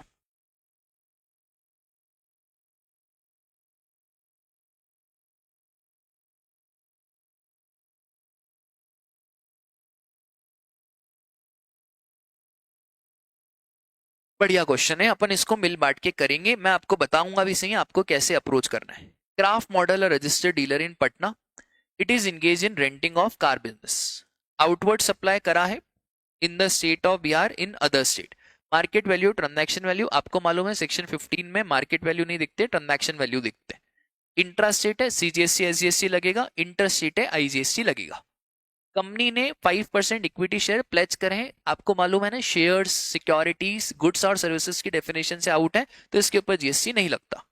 स्टॉक ट्रांसफर करा है worth ₹58,000 without consideration to its branch at Gaya, branch has been declared as APOB in his registration certificate. Sir अगर डिस्टिंक्ट पर्सन को ट्रांसफर करा गया है तो GST लगेगा, सप्लाई बन जाएगा as per para number 2 of schedule 1। पर अगर डिस्टिंक्ट पर्सन को नहीं करा है तो नहीं बनेगा। इन्होंने बोला है कि branch has been declared as additional place of business in his registration certificate. तो अलग से कोई रजिस्ट्रेशन तो लिया ही नहीं है, क्योंकि जब अलग से रजिस्ट्रेशन नहीं लिया है तो यहाँ पे ये डिस्टिंक्ट पर्सन में फॉल नहीं करेगा। फिर इंट्रास्टेट इनवर्ड सप्लाई, अब ये देखो ये इनवर्ड सप्लाई, तो ये यहाँ पे आईटीसी की बात होगी, यहीं पे आप चुपचाप लिख देना पेंसिल से। आगे देखेंगे कि भैया 30 इनवॉइसेस हैं, 30 में से 10 इनवॉइस फर्निश नहीं करे तो जो 20 इनवॉइस फर्निश करे उसका आईटीसी मिल जाएगा। अभी अपन ने देखा आउटवर्ड सप्लाई है पैडी इनटू राइस इंट्रास्टेट। फिर trucks on hire to governmental authority, amount paid to IM, ये आईटीसी की बात कर रहे हैं, अमाउंट पेड मतलब ITC. For providing management programme participation certificate है, तो याद है एग्जामिशन चैप्टर में बताया था कि पार्टिसिपेशन सर्टिफिकेट पे जीएसटी लगता है, इसका आईटीसी भी आपको मिल जाएगा, ब्लॉक तो है नहीं। फिर air tickets for its employ from Patna to Guwahati Assam in economy class, ठीक है sir. Total fare was 1 lakh. Air ticket तो इधर भी हम आईटीसी की बात करेंगे, होगी या नहीं होगी वो आगे बात करेंगे। फिर एडिशनल इंफॉर्मेशन दी है कि during the course of arranging accountant observe that invoice was omitted to be recorded and no payment was made, ठीक है sir. Invoice was for car taking on rent and cost of fuel was also included। फिर ये shares की बात करें, no opening balance और ये सब। अब सुनो ध्यान से, कैसे प्रेजेंटेशन करना है वो ज्यादा important. Computation of net GST payable, सबसे पहले आपको आउटवर्ड सप्लाई लिखना है, यहीं पे आप रीजन लिखोगे, अलग से वर्किंग नोट देने की कोई आवश्यकता नहीं है, यही रीजन चिपकाओ। Value CGST SGST IGST, sir इन्होंने वैल्यू का कॉलम नहीं बनाया। हाँ इन्होंने नहीं बनाया क्योंकि यहाँ पे डायरेक्टली नेट जीएसटी लायबिलिटी पूछा था, पर मैं आपको एडवाइस करूंगा कि वैल्यू का कॉलम भी बना देना चाहिए, उससे प्रेजेंटेशन थोड़ा अच्छा दिखता है। तो 4 लाख इंटू 9%, 4 लाख इंटू 9%, ये हो गया हमारा पहला ट्रांजैक्शन खत्म। इससे घबराना मत, बहुत सिंपल है। फिर ये 6 लाख है तो इसका 18% का रेट लग जाएगा, तो ये 6 लाख इंटू 18%। फिर प्लेजिंग नहीं लगेगा, यहाँ पे आपको बताना तो पड़ेगा ना कि क्यों नहीं लगेगा, ठीक है। और नील आपको लिखना है तो सिर्फ आप आईजीएसटी लग रहा है तो आईजीएसटी में नील, यहाँ पे नील लिखने की जरूरत नहीं है, वरना फिर एग्जामिनर को लगेगा इसको पता ही नहीं है कि प्लेस ऑफ सप्लाई चैप्टर क्या होता है, ठीक है। बहुत बढ़िया। फिर उसके बाद इंटरस्टेट ट्रांसफर, ये मैंने आपको ऑलरेडी बता दिया कि जीएसटी नहीं लगेगा। पैडी इंटू राइस, सर ये पैडी इंटू राइस के ऊपर तो जीएसटी लगता है, जो कन्वर्जन चार्जेस रहते हैं उसके ऊपर जीएसटी लगता है, तो वो इंट्रास्टेट था तो सी जीएसटी एस जीएसटी। अब यहीं पे रीजन बताने का। फिर services of giving on truck to a governmental authority, तो इसके ऊपर भी जीएसटी लगता है, ये कोई एग्जाम तो है नहीं, तो बस ये लगा देने का। अब टोटल आउटपुट टैक्स, राजा 10 मार्क्स में से 2 या 4 मार्क्स इसके, तो क्वेश्चन पे डिपेंड करता है। इस क्वेश्चन में this is 4 marks total output tax है, और इसमें जो आंसर है इसके 2 मार्क्स रहते हैं, तो ये गलत नहीं होना चाहिए। लेस इनपुट टैक्स क्रेडिट, अब देखो रिफर वर्किंग नोट बिलो, मैंने भी आपको ऐसे ही बोला यार प्रेजेंटेशन ऐसे ही करो, लेस इनपुट टैक्स पे नीचे वर्किंग नोट पे बताओ किस किस का आईटीसी मिलेगा। तो पहला वो था इनवर्ट सप्लाई, तो उसमें मैंने आपको ऑलरेडी बता दिया था कि जो अपलोड नहीं हुए उसका नहीं मिलेगा। तो भैया 12 लाख में से इन्होंने कितने अपलोड नहीं हुए थे, तो मेरे भाई 12 लाख में से 2.5 लाख के इनवॉइस अपलोड नहीं हुए थे, मतलब 9.5 लाख के हो गए थे, तो 9.5 लाख रुपए तक का जो आईटीसी बनेगा मल्टीप्लाई बाय जो भी रेट है वो आपको मिल जाएगा। फिर ट्रेनिंग कोर्स, सर वो ट्रेनिंग कोर्स एग्जिम्प्ट नहीं है क्योंकि पार्टिसिपेशन सर्टिफिकेट मिला है, तो उसके ऊपर जो जीएसटी पे करा उसका आईटीसी मिल जाएगा। हाँ मिल जाएगा, ये ध्यान रखना कहाँ पे लिखना है, सीजीएसटी एसजीएसटी या आईजीएसटी। इंटरस्टेट है तो आईजीएसटी, इंट्रा है तो सीजीएसटी और एसजीएसटी। अब air ticket from Patna to Guwahati, transport of passenger by air, भाई सुनो ना यार, आसाम से ट्रांसपोर्टेशन हो रहा है, एग्जिम्प्ट। अब यहाँ पे एक पॉइंट याद रखना, ये लोग क्या करते हैं ना, यहाँ पे परचेस लिखा हुआ है, यही ये लोग ऐसे बोलते हैं ना कि प्रोवाइडेड सर्विसेज, तो फिर ये एग्जेम्प्ट नहीं करते, ऐसा आईसीएआई का एक खतरनाक सा अजम्पशन है।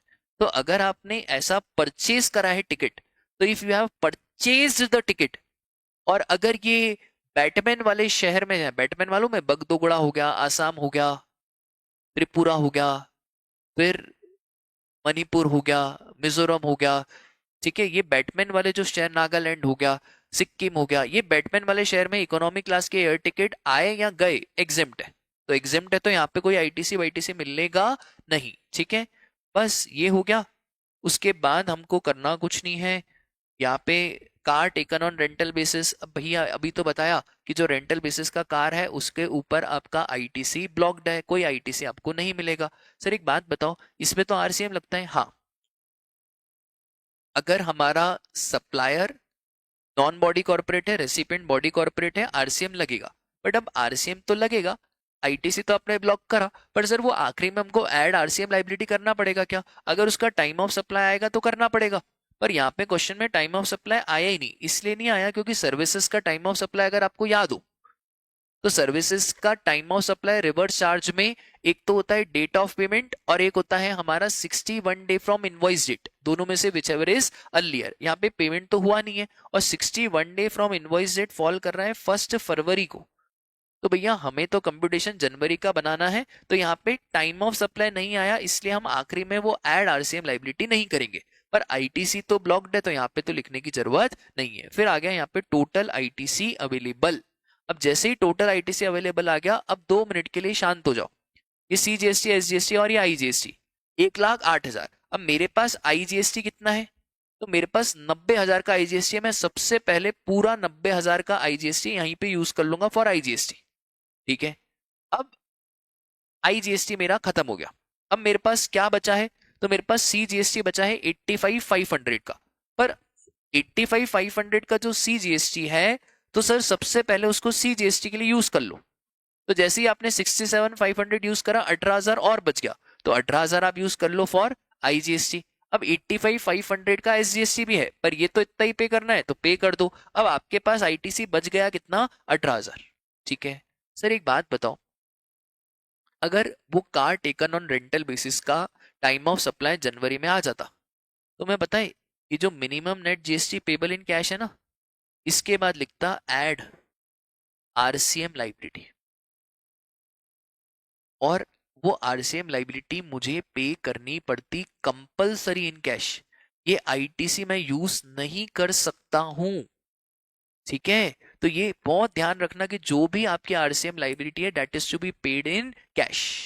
ठीक है, तो इसी के साथ हमारा आईटीसी का चैप्टर खत्म होता है। मैंने चैप्टर का रिवीजन भी कराया, मैंने चैप्टर में जो इंपॉर्टेंट अमेंडमेंट्स आए हुए हैं वो भी आपको बताए, और मैंने आपको क्वेश्चन प्रैक्टिस भी कराया।